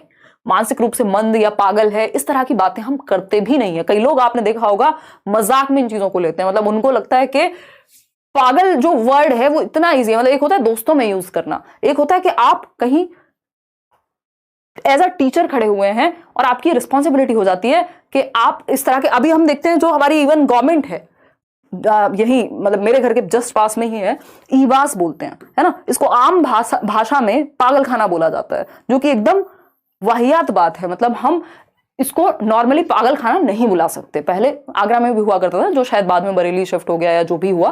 तो ये ईबास हमने क्यों यूज करना शुरू किया? हम थोड़े सेंसिटिव बने। ठीक, ईबास क्या है? Institute of human behaviour and allied sciences, यानी ह्यूमन बिहेवियर की हम बात कर रहे हैं। कहने का तरीका है ना किसी चीज को, आप मदर को भी कुछ और कह के बुला सकते हैं, वो तो नहीं बुलाते। ठीक, तो ईबास मतलब क्यों कह रहे हैं हम कह रहे हैं ह्यूमन बिहेवियर की बात है भाई। डिफरेंस आ सकता है human behaviour and allied sciences, ये भी अपने आप में एक साइंस है। पागल खाना नहीं है, ये व्यक्ति पागल नहीं है, उसको ये नहीं बुलाएंगे अरे पागल इधर आ, है ना, तू तो मानसिक रूप से मंद है। ये तरीके नहीं है रिस्पॉन्सिबल इंसान के। ठीक, तो पागल या पागल खाना वर्ड हम यूज नहीं करेंगे कभी भी जीवन में, ये हमें पता होना चाहिए। तो अभी आई थिंक केबीसी का भी कुछ तो ड्रामा हुआ था, कुछ मतलब एक कंट्रोवर्सी जैसी कुछ हुई थी, और उसमें डिसेबल्ड को कुछ बुलाया था किसी ने, तो उस चीज पे अमिताभ बच्चन जी के साथ भी शायद कोई तो न्यूज थी, मेरे को एग्जैक्टली याद नहीं है। तो ये सेंसिटिव वर्ड्स हैं जो हम, जिनके लिए सेंसिटिव होने चाहिए। एटलीस्ट एक आम व्यक्ति नहीं है, वैसे तो होना तो उसको भी चाहिए, बट एज अ टीचर जो आप लोग सभी टीचर बनने जा रहे हैं, हम लोगों का तो बनता है कि हम क्या रहें, रिस्पॉन्सिबल रहें। एटलीस्ट जब हम क्लासरूम में हैं या फिर अपने बच्चों के साथ हैं, यानी लर्नर्स के साथ हैं। दोस्तों में आप किसी को कुछ कहें, अगर उसको बुरा नहीं लग रहा तो वो उसकी अपनी पर्सनल बात है। ठीक, तो मेंटली रिटार्डेड तो नहीं कहेंगे कि भैया तू तो मंद है, मानसिक मंद बुद्धि है तू तो, ये नहीं कहेंगे हम। अगर उसका लेवल उस लेवल पे डेवलप नहीं भी हुआ तब भी नहीं कहेंगे। पर्सन विद इंटेलेक्चुअल हैंडीकैप, यानी इंटेलेक्चुअल हैंडीकैप वर्ड हम यूज नहीं करते अभी। ठीक, mentally handicap, again handicap word use नहीं होता, डिसेबिलिटी वर्ड हम यूज करते हैं। पर्सन विद इंटेलेक्चुअल डिसेबिलिटी, भैया ये व्यक्ति डिसेबल्ड या हैंडीकैप पूरे तरह से थोड़े ना है, एक एस्पेक्ट में यानी बौद्धिक पक्ष में क्या है, एक डिसेबिलिटी है, अक्षमता है। बाकी तो सारी चीजें है ना, मतलब व्यक्ति ये भी सक्षम है। तो डिसेबिलिटी कई तरह की है, कोई इंटेलेक्चुअल डिसेबिलिटी होती है, किसी को हियरिंग डिसेबिलिटी हो सकती है, सुनने में दिक्कत, किसी को विजुअल डिसेबिलिटी हो सकती है, देखने में दिक्कत। तो डिसेबिलिटी के कई प्रकार हैं। तो D option is the right answer over here, यानी व्यक्ति जिसे बौद्धिक अक्षमता है उसको हम इंटेलेक्चुअली डिसेबल्ड कह रहे हैं यहां पे, लेकिन मेंटली रिटार्डेड नहीं कहेंगे, हैंडीकैप नहीं कहेंगे। सिंपल बात। तो D option is the right answer. कुछ ज्यादा ही डिस्कशन हो गया, मैं भावनाओं में बह गई इस क्वेश्चन पे, क्योंकि मैं कुछ चीजों को लेकर बहुत सेंसिटिव हूं, और जो कि एज अ टीचर या एज अ नॉर्मल सिटीजन भी अगर हम थोड़े से भी रिस्पॉन्सिबल हैं तो हमें होना चाहिए एट टाइम्स, है ना। खैर आते हैं, अगर हम बात करते हैं क्वेश्चन नंबर 17 की, which of the following does not characterize inclusion, यानी इनमें से कौन सी विधि समावेशन के अनुरूप नहीं है, यानी कौन सा मेथड है जो इंक्लूजन को, सबको इंक्लूड करके हर तरह का बच्चा एक क्लास में सीख सके, उसके पक्ष में नहीं है। यानी इंक्लूसिव एजुकेशन के बारे में कौन सी एक बात सही नहीं है, ये हमसे पूछा है, और इसी का आप जवाब देंगे। इन 4 ऑप्शंस में से एक जगह पे उत्तर दिया हुआ है। मैंने 96 स्कोर किया है 15 दिन आपकी क्लास देखकर। पूजा संग कह रहे हैं बहुत ही बढ़िया पूजा। 84% लोग कह रहे हैं डी ऑप्शन है। चलिए समझते हैं। पूछा है इंक्लूजन को क्या प्रमोट नहीं करता, यानी इंक्लूसिव एजुकेशन के बारे में कौन सी बात सही नहीं है। वेलकमिंग एंड सेलिब्रेटिंग डाइवर्सिटी, ये तो अच्छी बात है कि आप विभिन्नता में एकता की बात कर रहे हैं। हर तरह का बच्चा क्लास में पढ़ सकता है, चाहे किसी को देखने में दिक्कत हो, सुनने में दिक्कत हो, चलने में दिक्कत हो। बी ऑप्शन है enabling children self esteem and confidence to learn, ये तो अच्छी बात है कि आप बच्चे के स्वाभिमान को, सीखने के लिए विश्वास को बढ़ा रहे हैं। तो इससे अच्छा और क्या होगा। इंक्लूजन में तो हर बच्चा सीख सकता है, वो अपनी क्षमता के अनुसार सीखेगा, ठीक है ना, सीखेगा। शक्ति क्या कह रहे हैं, I am from Odisha, OTET and CTET both paper form apply कर चुकी हूँ, अभी मुझे पेडागोजी सिर्फ आपकी वजह से समझ आ रही है, थैंक यू मैम, बहुत बढ़िया शक्ति रूपा। आप लोग देश भर से, कभी असम में पेपर होता है तो वहां से रिजल्ट्स निकल के आते हैं, कभी अभी लास्ट टाइम मुझे याद नहीं आ रहा कौन सी जगह थी, बिहार से लेके और अलग अलग स्टेट्स में, वो बड़ा अच्छा लगता है देख करके। चलिए खैर आते हैं, डी ऑप्शन कह रहे हैं 83% लोग। तो enabling children self esteem and confidence to learn, यानी सब बच्चों में स्वाभिमान और सीखने के प्रति आत्मविश्वास बढ़ाने, बहुत खुशी की बात है। सी ऑप्शन है removing physical social and attitudinal barriers, यानी शारीरिक सामाजिक और प्रवृत्ति संबंधी बाधाओं को दूर करना। ठीक है, बैरियर्स नहीं होने चाहिए, है ना, कि बच्चों को अगर शारीरिक समस्या है तो आप उसको सिखा नहीं सकते, इस तरह के बैरियर्स खत्म होने चाहिए। Having separate school for children with hearing impairment, याद रखिएगा एक वर्ड है इंक्लूजन और इसका जस्ट ऑपोजिट वर्ड है सेक्लूजन। ठीक, डी ऑप्शन इसका सही उत्तर है कि आप सेपरेट स्कूल नहीं बनाएंगे। ऐसा नहीं है कि किसी बच्चों को देखने में दिक्कत है तो उसको अलग से ब्लाइंड स्कूल भेजेंगे। ठीक, इंक्लूजन एक वर्ड है, समावेशन, ये ध्यान से समझ लीजिएगा, आगे तक 5 नंबर का आता है समावेशी शिक्षा, तो जरूरी है कि आपको पता हो।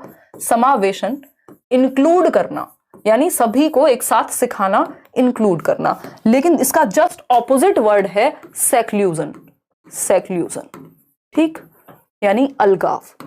क्या कहेंगे इसको? अलगाव, यानी अलग थलग कर दो बच्चे को। जिस बच्चे को देखने में समस्या है उसको ब्लाइंड स्कूल भेज दो या दृष्टिबाधित बच्चों के स्कूल भेज दो। ये क्या है? खराब तरीका है। जैसे हमें मदर नेचर एक साथ रखती है, चाहे आप गरीब हैं, अमीर हैं, देखने में समस्या है, चलने में समस्या है, बहुत इंटेलिजेंट हैं, बारिश हो रही है, सबके लिए होगी, तो उसी तरह से एक रेगुलर क्लासरूम में बच्चा सीख पाए। एजुकेशन फॉर ऑल, यानी सभी के लिए शिक्षा, education for all in schools for all, या फिर रेगुलर स्कूल में, एक सामान्य स्कूल में हर बच्चा सीख पाए। आप अपने स्कूल में या सिस्टम में चेंज करते हैं, बच्चे में नहीं। एक और वर्ड है सेक्लूजन के लिए, वो वर्ड क्या है हमारा? सेग्रीगेशन। सेग्रीगेशन यानी अलगाव। तो अलगाव प्रकृति के नियमों के खिलाफ है, यानी segregation is against the law of nature. तो segregation word, seclusion word, separate करना वर्ड जहां दिखे समझ जाइएगा, इंक्लूजन का या इंक्लूसिव एजुकेशन का दुश्मन है ये। ठीक है, नेगेटिव वर्ड है ये अपने आप में, अगर आप नेगेटिव और पॉजिटिव वर्ड से समझना चाह रहे हैं, जिसपे एक सेशन हम अलग से करेंगे, प्रीवियसली किया है। अरुणाचल प्रदेश से देख रहे हैं अनु, बहुत ही बढ़िया। ठीक है, सही है, सही है।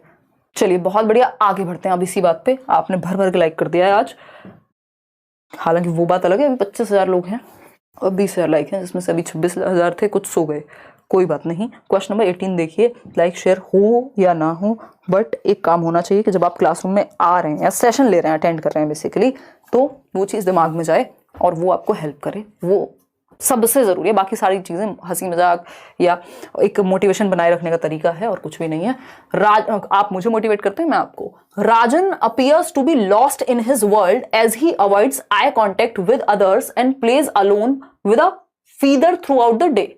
राजन्स behaviour is indicating towards which of the following disorder, यानी राजन अपनी ही दुनिया में खोया हुआ प्रतीत होता है, वह दूसरे लोगों से नेत्र संपर्क नहीं करता और सारा दिन एक पंख के साथ अकेले खेलता रहता है। राजन का यह व्यवहार क्या है? कौन से एक डिसऑर्डर या विकार की तरफ संकेत करता है? यानी बच्चा सोशली बिल्कुल घुलता मिलता नहीं है, अकेला रहना पसंद कर रहा है। आई कॉन्टेक्ट यानी देखता नहीं है आंखों में, और क्या है मतलब बात करते हुए घुलता मिलता नहीं है और अकेले रहता है। तो ये किसका लक्षण होता है? ऑटिज्म का। ठीक, ऑटिज्म का। ऑटिज्म स्पेक्ट्रम डिसऑर्डर कहा जाता है, ASD। इसमें कई सारे डिसऑर्डर्स आते हैं, बट इसमें क्या होता है मेजरली बच्चा रेपिटेटिव बिहेवियर करता है, जिसको हम कहते हैं स्टीरियोटिपिकल व्यवहार, रूढ़िबद्ध व्यवहार। सेम चीज को बार बार रिपीट करेगा, जैसा कि ये पूरे टाइम पंख से ही खेल रहा है। ज्यादा बात नहीं करेगा, कम्युनिकेशन में अच्छा नहीं होता, सोशलाइजेशन में अच्छा नहीं होता। ये लक्षण है ऑटिज्म वाले बच्चे के। डिस्कैलकुलिया में तो मैथ्स की कैलकुलेशन में दिक्कत होगी, डिस्फोरिया में तो दुनिया उजड़ी उजड़ी लग सकती है। नहीं, डिस्फोरिया नहीं है, इन्होंने लिखा कुछ और होगा, गति समन्वय लिखा है, इसका मतलब ये आपका डिस्प्रैक्सिया जैसा कुछ होगा, यानी मोटर स्किल्स में, पेन पकड़ने में, चलने फिरने में दिक्कत वाली बात। मस्कुलर डिस्ट्रोफी अगेन आपके मसल से रिलेटेड दिक्कत होती है, तो B option is the right answer, muscles और बोन्स। क्वेश्चन नंबर 19 देखिएगा। क्वेश्चन नंबर 19 क्या कहता है समझेंगे।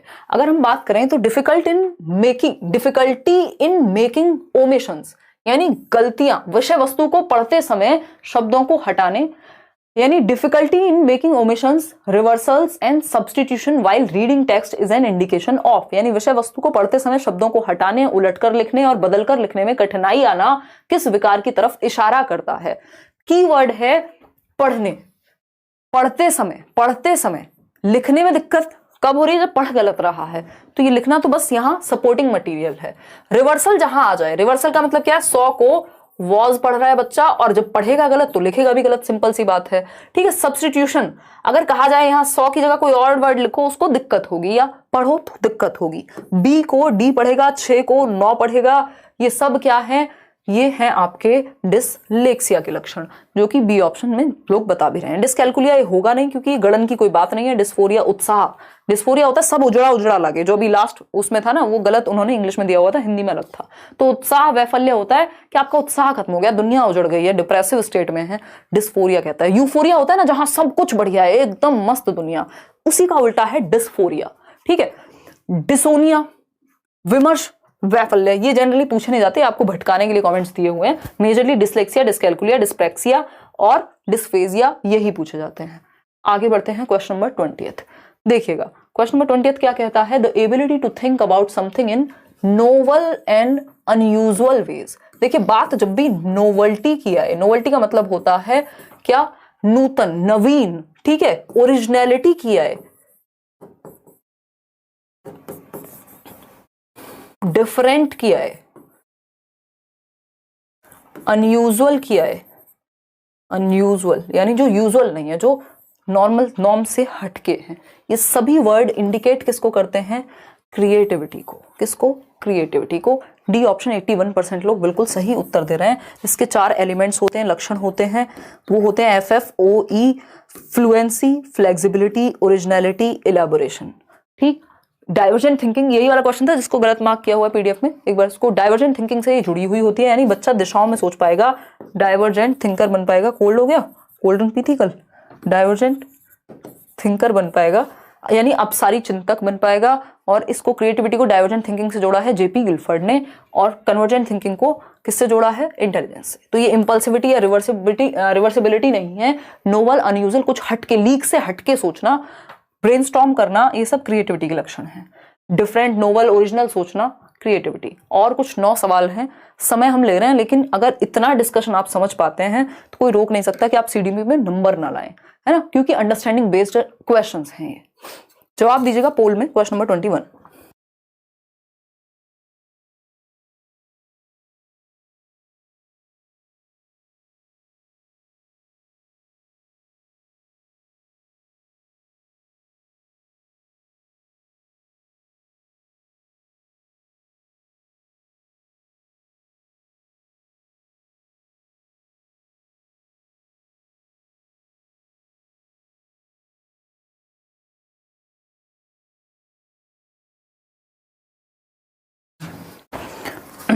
देखिएगा, जवाब आप लोग दे रहे हैं डी को कह रहे हैं 51% लोग। चलिए चलते हैं, समझते हैं। 1 मिनट का ब्रेक हमारे गले को चाहिए, हमें थोड़ी सी थकान है। चलिए आगे बढ़ते हैं, समझते हैं कुछ चीजें। देखिए, अगर हम बात करें किसकी? क्वेश्चन नंबर 21 की। A teacher uses a text and some pictures of fruits and vegetables to facilitate discussion with her students. The students link these details with previous knowledge and learn the concepts of nutrition. This approach is based on, यानी एक शिक्षक कुछ लिखित सामग्री एवं सब्जियों और फलों की तस्वीरें दिखा करके उनका प्रयोग करते हुए अपने छात्रों से चर्चा करता है। विद्यार्थी इस परिचर्चा को अपने पूर्व ज्ञान, जो भी उनको सब्जी और फलों के बारे में पहले से पता था, उससे जोड़ते हैं। यानी कुल मिला के बच्चा एक्टिव है, एक्टिव होकर के सीख रहा है। ये क्लासिकल कंडीशनिंग नहीं है, इसमें आदत डलवाई जाती है। रीइंफोर्समेंट, कोई पुनर्बलन की बात नहीं हो रही। बच्चा एक्टिव होकर के नॉलेज को कंस्ट्रक्ट कर रहा है। इसी को ज्ञान का निर्माण या कंस्ट्रक्शन ऑफ नॉलेज या रचनावाद कहते हैं, कि बच्चा एक्टिवली नॉलेज को कंस्ट्रक्ट कर रहा है। क्वेश्चन नंबर 22 देखिएगा फटाफट से। बड़ा सा सवाल है, बट आप जवाब दे पाएंगे और आप जल्दी पोल दे पाएंगे कि नहीं। क्वेश्चन नंबर 22 है, Srija strongly believes that she will fail in the upcoming math test. Srija एक बच्ची है जो बहुत ही यकीन रख रही है कि वो फेल हो जाएगी आने वाली मैथ्स के एग्जाम में, just like the previous time, जैसे कि वो पिछली बार भी फेल हुई थी। And has stopped exerting effort, इसलिए उसने मेहनत करना छोड़ दिया कि यार अब तो सीटेट में बहुत कम दिन रह गए हैं, पिछली बार इतने कम दिन में तैयारी की थी, हुआ ही नहीं था। इवन मैंने 3 महीने में की थी तब नहीं हुआ था, इस बार 1 महीने में कैसे हो जाएगा। तो बच्चे ने क्या किया? छोड़ दिया कि मैं नहीं पढ़ता, है ना। एफर्ट ही मारने बंद कर दिए, बस नाम के लिए बैठा हुआ है, मम्मी पापा ने जबरदस्ती बिठा दिया है। Also her teacher holds low expectation of her. Teacher की भी क्या एक्सपेक्टेशन है, आकांक्षा क्या है, अनुमान क्या है? क्या ठीक है यार, तुमसे ज्यादा उम्मीद वैसे भी नहीं है। मैं आपको हर रोज आकर के यहाँ मोटिवेट करने की कोशिश कर रही हूँ, पुश करने की कोशिश कर रही हूँ, जो कि फैक्ट है कि आप एक महीने में बहुत अच्छी तैयारी कर सकते हैं। ये क्या है, ये मेरी आपसे एक्सपेक्टेशन है जो ज्यादा है, जो सही है, और आकांक्षाएं आपकी अच्छी होंगी तो आप मेहनत भी अच्छी करते हैं। ठीक, तो टीचर की एक्सपेक्टेशन का फर्क पड़ता है बच्चों पे, ये फैक्ट है। ठीक, तो आप हाई एक्सपेक्टेशन रखिए, अच्छी एक्सपेक्टेशन रखिए, लेवल के अनुसार एक्सपेक्टेशन रखिए, लो मत रखिए, क्योंकि उससे बच्चे का जो मनोबल है वो टूटेगा। ठीक, तो सृजा को पूरा यकीन है कि पिछली बार पेपर में फेल हुई थी मैथ्स के, तो इस बार भी होंगी, और वैसे भी अब मेहनत करने का क्या फायदा, तो मेहनत करनी छोड़ दी। यानी प्रीवियस एक्सपीरियंस के बेस पे, पिछले अनुभव के बेस पे, जब आप 2-4 बार फेल होते हैं जीवन में, एक ब्रेकअप हुआ, दूसरा हुआ, तीसरी बार आपने कहा यार मेरा नहीं हो सकता कुछ, मैं अब प्यार मोहब्बत से दूर भाग जाता हूं या भाग जाती हूं, मुझे दूर रखो इस लफड़े से, हमसे ना हो पाएगा। ठीक, तो ये क्या है, ये लर्नेड हेल्पलेसनेस है। आपके 1-2 एक्सपीरियंस किसी लड़के या लड़की के खराब हो गए तो लोग ये कहते हुए मिलते हैं अरे सारी लड़कियां ऐसी होती हैं, हमें तो पढ़ना ही नहीं है इस चक्कर में, या लड़के ही ऐसे होते हैं। तो ये क्या हुआ, ये लर्नेड हेल्पलेसनेस है, जिसमें आपने जनरलाइज कर दिया सभी को एक साथ। ठीक, कि आपका एक्सपीरियंस अगर प्रीवियस खराब है तो अब आपको लगता है अब आप कभी सफल हो ही नहीं सकते। तो ये एक्सपीरियंसिंग लर्नेड हेल्पलेसनेस, हम सभी को कई बार ये ऐसे अनुभव करने पड़ सकते हैं, बट एफर्ट मारना कम नहीं करना है। तो अधिगम असाध्यता का अनुभव कर रही है, यानी लर्नेड हेल्पलेसनेस, यानी वो हेल्पलेसनेस जो सीखी गई है, अनुभव के बेस पे हमने ऐसा मान लिया है, अपने आप को सिखा दिया है कि भैया हमसे नहीं हो पाएगा क्योंकि 4 बार फेल हो गए, जबकि उसमें इतनी सारी चीजें थी जिनको आप एनालाइज करते। अगर आप ये सोचते भैया इंसानों से क्लियर होता है पेपर, ऐसा तो है नहीं, एलियंस आते हैं, जादू आता है, कोई मिल गया वाला, और बॉर्नवीटा पी के जो है रोहित आता है कोई मिल गया से, और वो ही पेपर क्लियर करते हैं। इंसान ही करते हैं, उनके 2 हाथ होते हैं, एक दिमाग होता है, मेरा भी है, मैंने भी एक कोई डिग्री डिप्लोमा कुछ तो किया होगा, और आप उस पेपर में बैठने के लायक हैं, इसका मतलब आप क्लियर करने के भी लायक हैं अगर आप मेहनत ठीक से करें। ठीक, तो ये क्या हुआ, लर्नेड हेल्पलेसनेस इसका उल्टा है कि अब मेरे 4 एक्सपीरियंस खराब हो गए, अब तो ऐसा ही होना है। ठीक, ये ऐसी चीज है जो डिप्रेशन में भी बहुत हावी रहता है व्यक्ति पे। ठीक, lazy and someone who makes excuses, prone to escapism, बचना चाह रही है, रैशनल थिंकर नहीं है, ऐसा कुछ नहीं है, रैशनल डिसीजन मेकर नहीं है। ये हम नहीं कहते, ये बच्चे को नेगेटिविटी की तरफ ले जाने वाली बात है कि रैशनल नहीं है। अब ऐसे देखा जाए तर्क तो है ही उसकी बात में कि पहले एक्सपीरियंस खराब हुआ है, लेकिन इसका ये तो मतलब नहीं है। तो B option is the right answer. Question number 23 देखेंगे एक बार और जवाब देंगे। ये कितने लोगों को हंसी आ जाती है ब्रेकअप और पैचअप के नाम पे, ये बस पूरी क्लास में मुस्कुराते रहते हैं, सोचते हैं कब एग्जाम्पल आए जिसमें प्यार मोहब्बत दिल टूटने जोड़ने की बात हो, है ना। खैर आ जाओ एक बार, it's my first class. Total कितने क्वेश्चन होंगे, नाइस टीचिंग। शिल्पा आप पहली बार आई हैं, हमें बहुत अच्छा लगा। 2-4 क्लास किसी से भी पढ़ें तो आप, मतलब वैसे 2-4 क्या 1-2 में ही समझ में आ जाता है कि आपको उस टीचर का समझ में आएगा या नहीं। 2-3 क्लास थोड़ा सा समय खुद को दें और टीचर को भी दें, या जिस भी व्यक्ति से आप सीख रहे हैं। तो ये क्लास 9 बजे होती है डेली, और आप यहाँ बहुत कुछ सीख पाएंगे, ऐसा हम अज्यूम कर रहे हैं। क्या कर रहे हैं, अज्यूम कर रहे हैं, अज्यूम नहीं, हमारा विश्वास है ऐसा। 65% लोग ए ऑप्शन कह रहे हैं। देखिएगा, इन अबीर्स क्लास, अबीर क्या है, टीचर हैं। Children participate in a wide range of challenging activities along with teacher and peers, यानी टीचर्स भी और बच्चों के जो पीयर्स हैं वो भी, मतलब classmates, to jointly construct knowledge. This type of classroom will be called, यानी सब एक्टिव हैं कुल मिला के, ये सिंपल सी बात है। जहां सब एक्टिव हो यानी वो कंस्ट्रक्टिविस्ट क्लासरूम है, रचनावादी क्लासरूम है, और ग्रुप में मिलकर अगर लोग सीख रहे हैं तो इसका तो सिंपल मतलब हो गया कि सामाजिक रचनावाद है। वाइगॉस्की को याद कर लीजिए। अबीर की कक्षा में बच्चे शिक्षक और सहपाठियों के साथ विविध प्रकार के चुनौतीपूर्ण क्रियाकलापों में भाग लेते हैं, मिलजुल कर ज्ञान का निर्माण करते हैं, यानी समाज में सीख रहे हैं। ग्रुप्स का मतलब क्या है, समाज, समाज का ही तो छोटा रूप हो गया ना ग्रुप्स। समूह में सीखना मतलब समाज के साथ घुल मिल के एक्टिवली सीख रहे हैं। तो ये क्या हुआ, सोशल कंस्ट्रक्टिविस्ट है। सोशल कंस्ट्रक्टिविस्ट व्यक्ति कौन है, वाइगॉस्की। रेडिकल कंस्ट्रक्टिविस्ट कौन है, पियाजे। ठीक, तो वाइगॉस्की कहते हैं समाज और संस्कृति के साथ सीखेगा, पियाजे कह रहे हैं अकेले एक्टिविटी करके सीखेगा। ठीक, तो इसलिए उनको रेडिकल कह रहे हैं क्योंकि वो इंडिविजुअल पे फोकस करते हैं, ये समाज पे, ग्रुप पे फोकस करते हैं, पीयर्स यानी सहपाठियों पे फोकस करते हैं। तो ये सोशल कंस्ट्रक्टिविस्ट है। इंडिविजुअल कंस्ट्रक्टिविस्ट नहीं कहेंगे क्योंकि इंडिविजुअल की या ट्रेडिशन की या मल्टीलिंगुअल की बात कहीं नहीं हुई। A option is the right answer. आगे बढ़ेंगे नेक्स्ट क्वेश्चन पे। नेक्स्ट क्वेश्चन क्या है, क्वेश्चन नंबर है 24। भाई मॉम का कॉलर है, तुम घर निकल लो, तुम्हें स्कूल जाना होगा सुबह, और उनको भी, दीदी तो कल शायद छुट्टी में है। देखिए क्वेश्चन नंबर 24 देखिए, कोई बात नहीं 6 क्वेश्चन और हैं, फिर उसके बाद आप अपने घर जा सकते हैं, मैं अपने, है ना, हम सभी अपने अपने घर जा सकते हैं। हम सभी अपने अपने घर ही हैं, बट हमें फिर भी कहना है, ठीक है। देखिए, विच of the following pedagogical strategies does national education policy 2020 propose, यानी जो राष्ट्रीय शिक्षा नीति है वो किन शिक्षा शास्त्रीय तकनीकों की या मेथड्स की बात करती है। इंक्वायरी बेस्ड लर्निंग यानी बच्चा एक्टिव है, जहां बच्चा एक्टिव होगा उसी की तो बात करेगी कोई भी पॉलिसी, चाहे वो एनसीएफ हो, नेशनल एजुकेशन पॉलिसी हो, इंक्वायरी करने को बढ़ावा देगी, सही है। स्टोरी टेलिंग बेस्ट तरीका होता है कि आप कहानी के थ्रू बच्चे को जोड़ें, ऐसे एग्जाम्पल्स दें, जीवन से जोड़ करके कुछ कहानी, किस्से, नैरेटिव सुनाएं। ड्रिल एंड प्रैक्टिस ये बोर कर देता है बच्चे को कि बार बार बस 2 एकम 2 2 दूनी 4। डिस्कशन बेस्ड क्लासरूम, ये भी बात सही है, ठीक। सबसे ज्यादा एक्टिव बच्चा फर्स्ट, सेकंड और फोर्थ में है। थर्ड को हम पूरी तरह से गलत नहीं कहेंगे, बट इसको इतना पॉजिटिव नहीं माना जाता। पहली बात तो चारों का ऑप्शन नहीं है, तो उस केस में 3 ही उत्तर सही होंगे। फर्स्ट, सेकंड और फोर्थ कहां लिखा हुआ है? ये लिखा हुआ बी ऑप्शन। वैसे ड्रिल एंड प्रैक्टिस ज्यादातर आजकल अवॉइडेंस के रूप में देता है, आपको भटकाने के लिए देता है, क्योंकि ड्रिल एंड प्रैक्टिस में क्या है, बार बार सेम चीज रिपीट कर रहे हैं आप, तो वो रिपीटेशन बहुत अच्छा नहीं है, वो मैकेनिकल हो जाता है, मशीनी बन जाता है बच्चा उससे। क्वेश्चन नंबर 25 देखिए, समझ के रिपीट हो रहा है वो एक डिफरेंट चीज है। रेफरिंग टू सिमिलर प्रॉब्लम्स यानी एक जैसी समस्याओं के उदाहरण दे रहे हैं। To arrive at the solution for given problem यानी मान लीजिए आज आप एक समस्या में हैं जो समस्या है ए, और कल आप एक समस्या में गए जो समस्या है बी, परसों आप एक समस्या में गए जो समस्या है सी, फिर उसके बाद आप एक और समस्या में गए जो समस्या है डी। अब ये जो डी समस्या आपके सामने आई तो आपने कुछ चीजें यहां सिमिलर देखी थी कि यार ऐसी समस्या मुझे ए समस्या को सॉल्व करते हुए भी कुछ चीजें सिमिलर थी, कॉमन थी। तो वो जो कॉमन चीजें थी या सिमिलर चीजें थी, जब आप उनका यूज करते हैं किसी प्रॉब्लम को सॉल्व करने में, तो इसको यूज ऑफ एनालॉजी कहते हैं, अनुरूपता का सिद्धांत कहते हैं कि आप कॉमन चीजें ढूंढ रहे हैं, कॉमन ग्राउंड्स ढूंढ रहे हैं कि यार उस चीज में भी तो ऐसा था तो मैं ये भी कर सकता हूं, तो आप सिमिलर एग्जांपल्स ढूंढ रहे हैं उस केस में। ये hypothesis, Smriti, means and analysis, nothing. Means and analysis में पार्ट्स में तोड़ करके आप किसी काम को करते हैं कि आपको यूपीएससी की तैयारी करनी है, आप 6-6 महीने का प्लान बना रहे हैं, 1-1 महीने का प्लान बना रहे हैं, ना कि सीधा क्रैक करने का। तो analogy A option. Question number 26 देखिएगा, अगर हम बात करते हैं किसकी, क्वेश्चन नंबर 26 की, concept maps help in facilitating understanding of concepts by यानी संकल्पनात्मक चित्रण। कॉन्सेप्ट मैप्स यानी किसी कॉन्सेप्ट का मैप बनाया हुआ है, कोई फ्लो चार्ट बनाया हुआ है, कोई कुछ तरीके बनाए हुए हैं, कुछ बढ़िया सा पिक्चर बनाई हुई है, यानी कॉन्सेप्ट को अच्छे से समझने के लिए, कॉम्प्रिहेंड करने के लिए।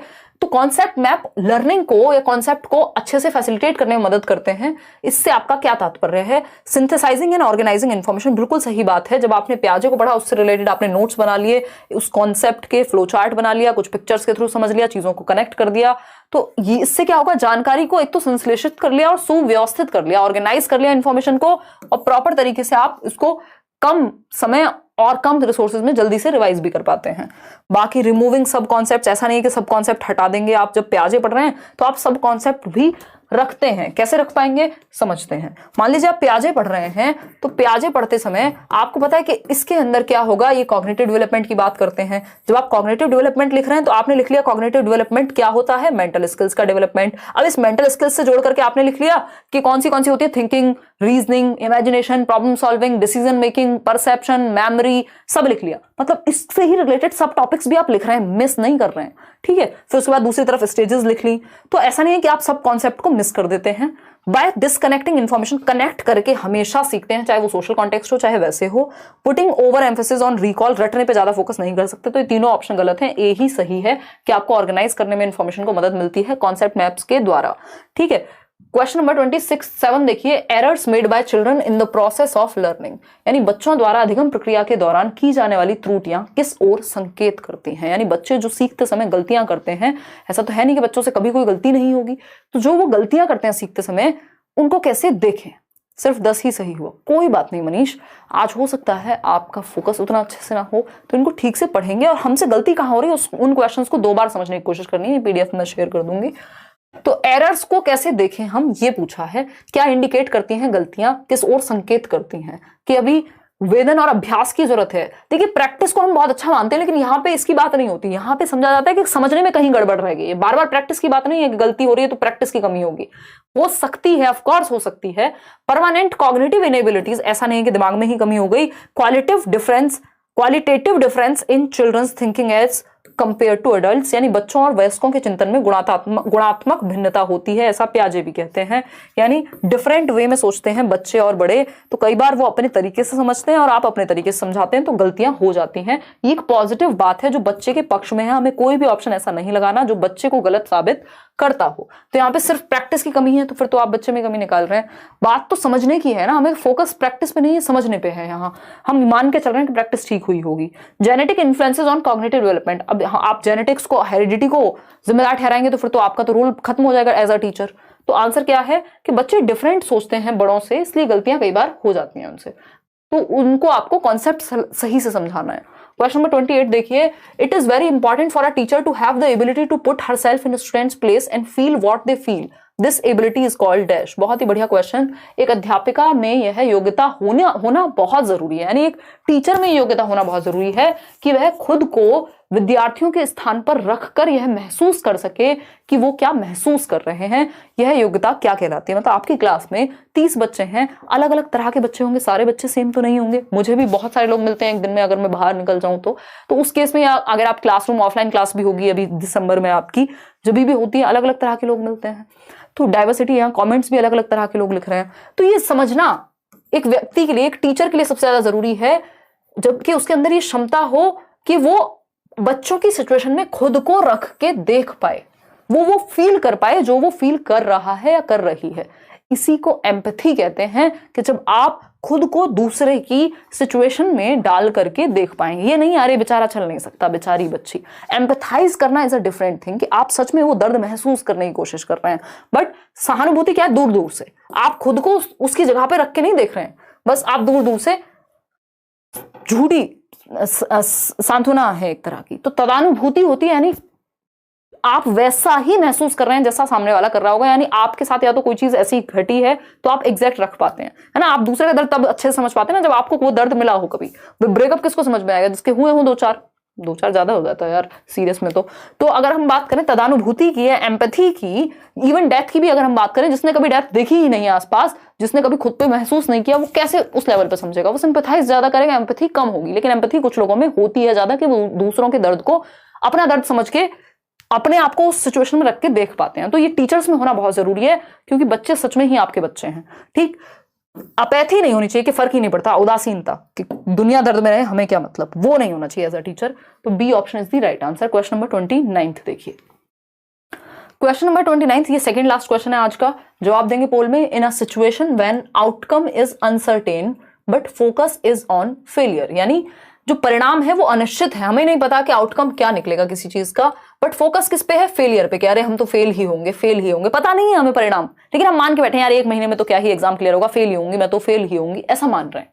अ child is likely to experience, इस सिचुएशन में बच्चे को कैसा भाव महसूस होगा, बोर्डम का, भैया डर के मारे बैंड बजी हुई होगी, बोर्डम कहां से आ गई, एंगर का, गुस्सा भी नहीं, शेम हो सकता है, बट सबसे ज्यादा जो होगा वो होगा एंग्जाइटी, क्योंकि अभी रिजल्ट आया नहीं है। तो ऐसा थोड़ी कि पहले से सबको पता है कि फेल होने वाला है बच्चा, तो शेम तो बाद में आएगा अगर हुआ ऐसा। तो दुश्चिंता यानी एंग्जाइटी, हालांकि हमें शेम फील कराना नहीं है, ठीक, तो एंग्जाइटी का भाव जो है वो महसूस होगा। क्यों? क्योंकि आपको रिजल्ट पता नहीं है, आप मेहनत से ज्यादा इस बात पे फोकस है कि फेल ही होंगी। तो दुश्चिंता, ये बार बार जब कोई थॉट आपके दिमाग में रिकर होता है बहुत ज्यादा, बार बार जब आप स्ट्रेस में रह रहे हैं, तो वो एंग्जाइटी के रूप में फॉर्म हो जाएगा, वो दुश्चिंता बन जाएगी। जब जो चिंता है वो एंग्जाइटी बन जाएगी। B option is the right answer. Question number 30 है आज के लिए आखिरी सवाल। बहुत ज्यादा लंबा पेपर था, लेंदी था, डिस्कस हमने खूब भरपूर किया है। क्वेश्चन नंबर 30 है, विच of the following strategy will not enhance the quality of teaching learning process, यानी निम्न में से कौन सी तकनीक अध्यापन अधिगम प्रक्रिया की गुणवत्ता को नहीं बढ़ाएगी, यानी क्वालिटी को टीचिंग लर्निंग की नहीं बढ़ाएगी, यानी कौन सा एक तरीका पढ़ाने और पढ़ने के लिए सही नहीं है। ये पूछा है सिंपल, सरल, सुंदर, सस्ते, टिकाऊ शब्दों में। बताइएगा फटाफट से। अगर किसी को चाय पीनी हो, पानी पीना हो, इस कप में पीजिए, क्योंकि वो था ना कुछ, तो एक हमारे यहाँ वो होता था एक श्लोक स्कूल में, मुझे याद आ गया जब मैं बुलंदशहर में थी, है ना, वो 5 लक्षण होते थे विद्यार्थी के, कम खाना, कम सोना और कुत्ते जैसी नींद, ऐसा ही होता था ना, हाँ, कि बिल्कुल ऐसी होनी चाहिए, और स्वान जैसा ध्यान, समथिंग लाइक दैट। वो किसी को श्लोक याद हो तो लिखना। तो ये 5 लक्षण होते हैं। तो आप कम खाएंगे, कम सोएंगे, पेपर का टाइम है और मैं मस्त मजे करूंगी। मजाक कर रही हूँ यार, आपके साथ मेहनत से लगी हुई हूँ। देखिए एक बार, अल्पाहारी गृह त्यागी, ये वाला कुछ तो एक स्टेटमेंट होता था, मुझे याद आ रहा है थोड़ा थोड़ा। चलिए खैर आगे बढ़।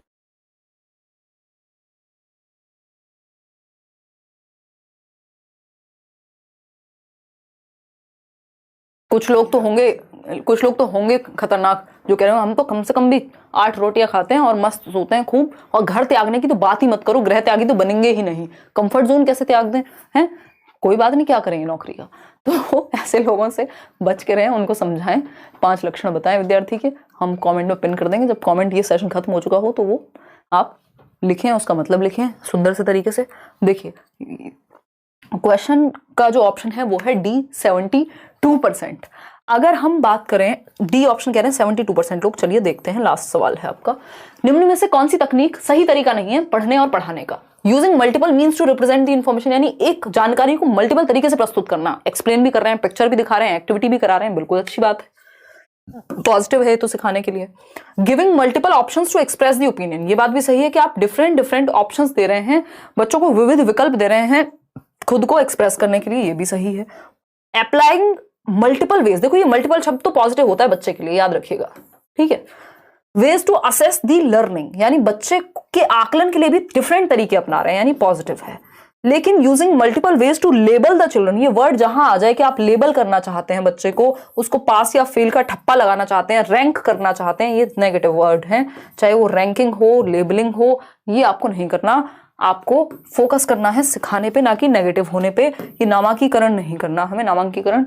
ठीक है, आउट ऑफ 30 क्वेश्चंस कितने ठीक हुए वो आप कमेंट करके बताएंगे, और सेशन दोबारा समझेंगे अगर किसी भी टॉपिक में, किसी भी कॉन्सेप्ट में समझने में दिक्कत हुई हो।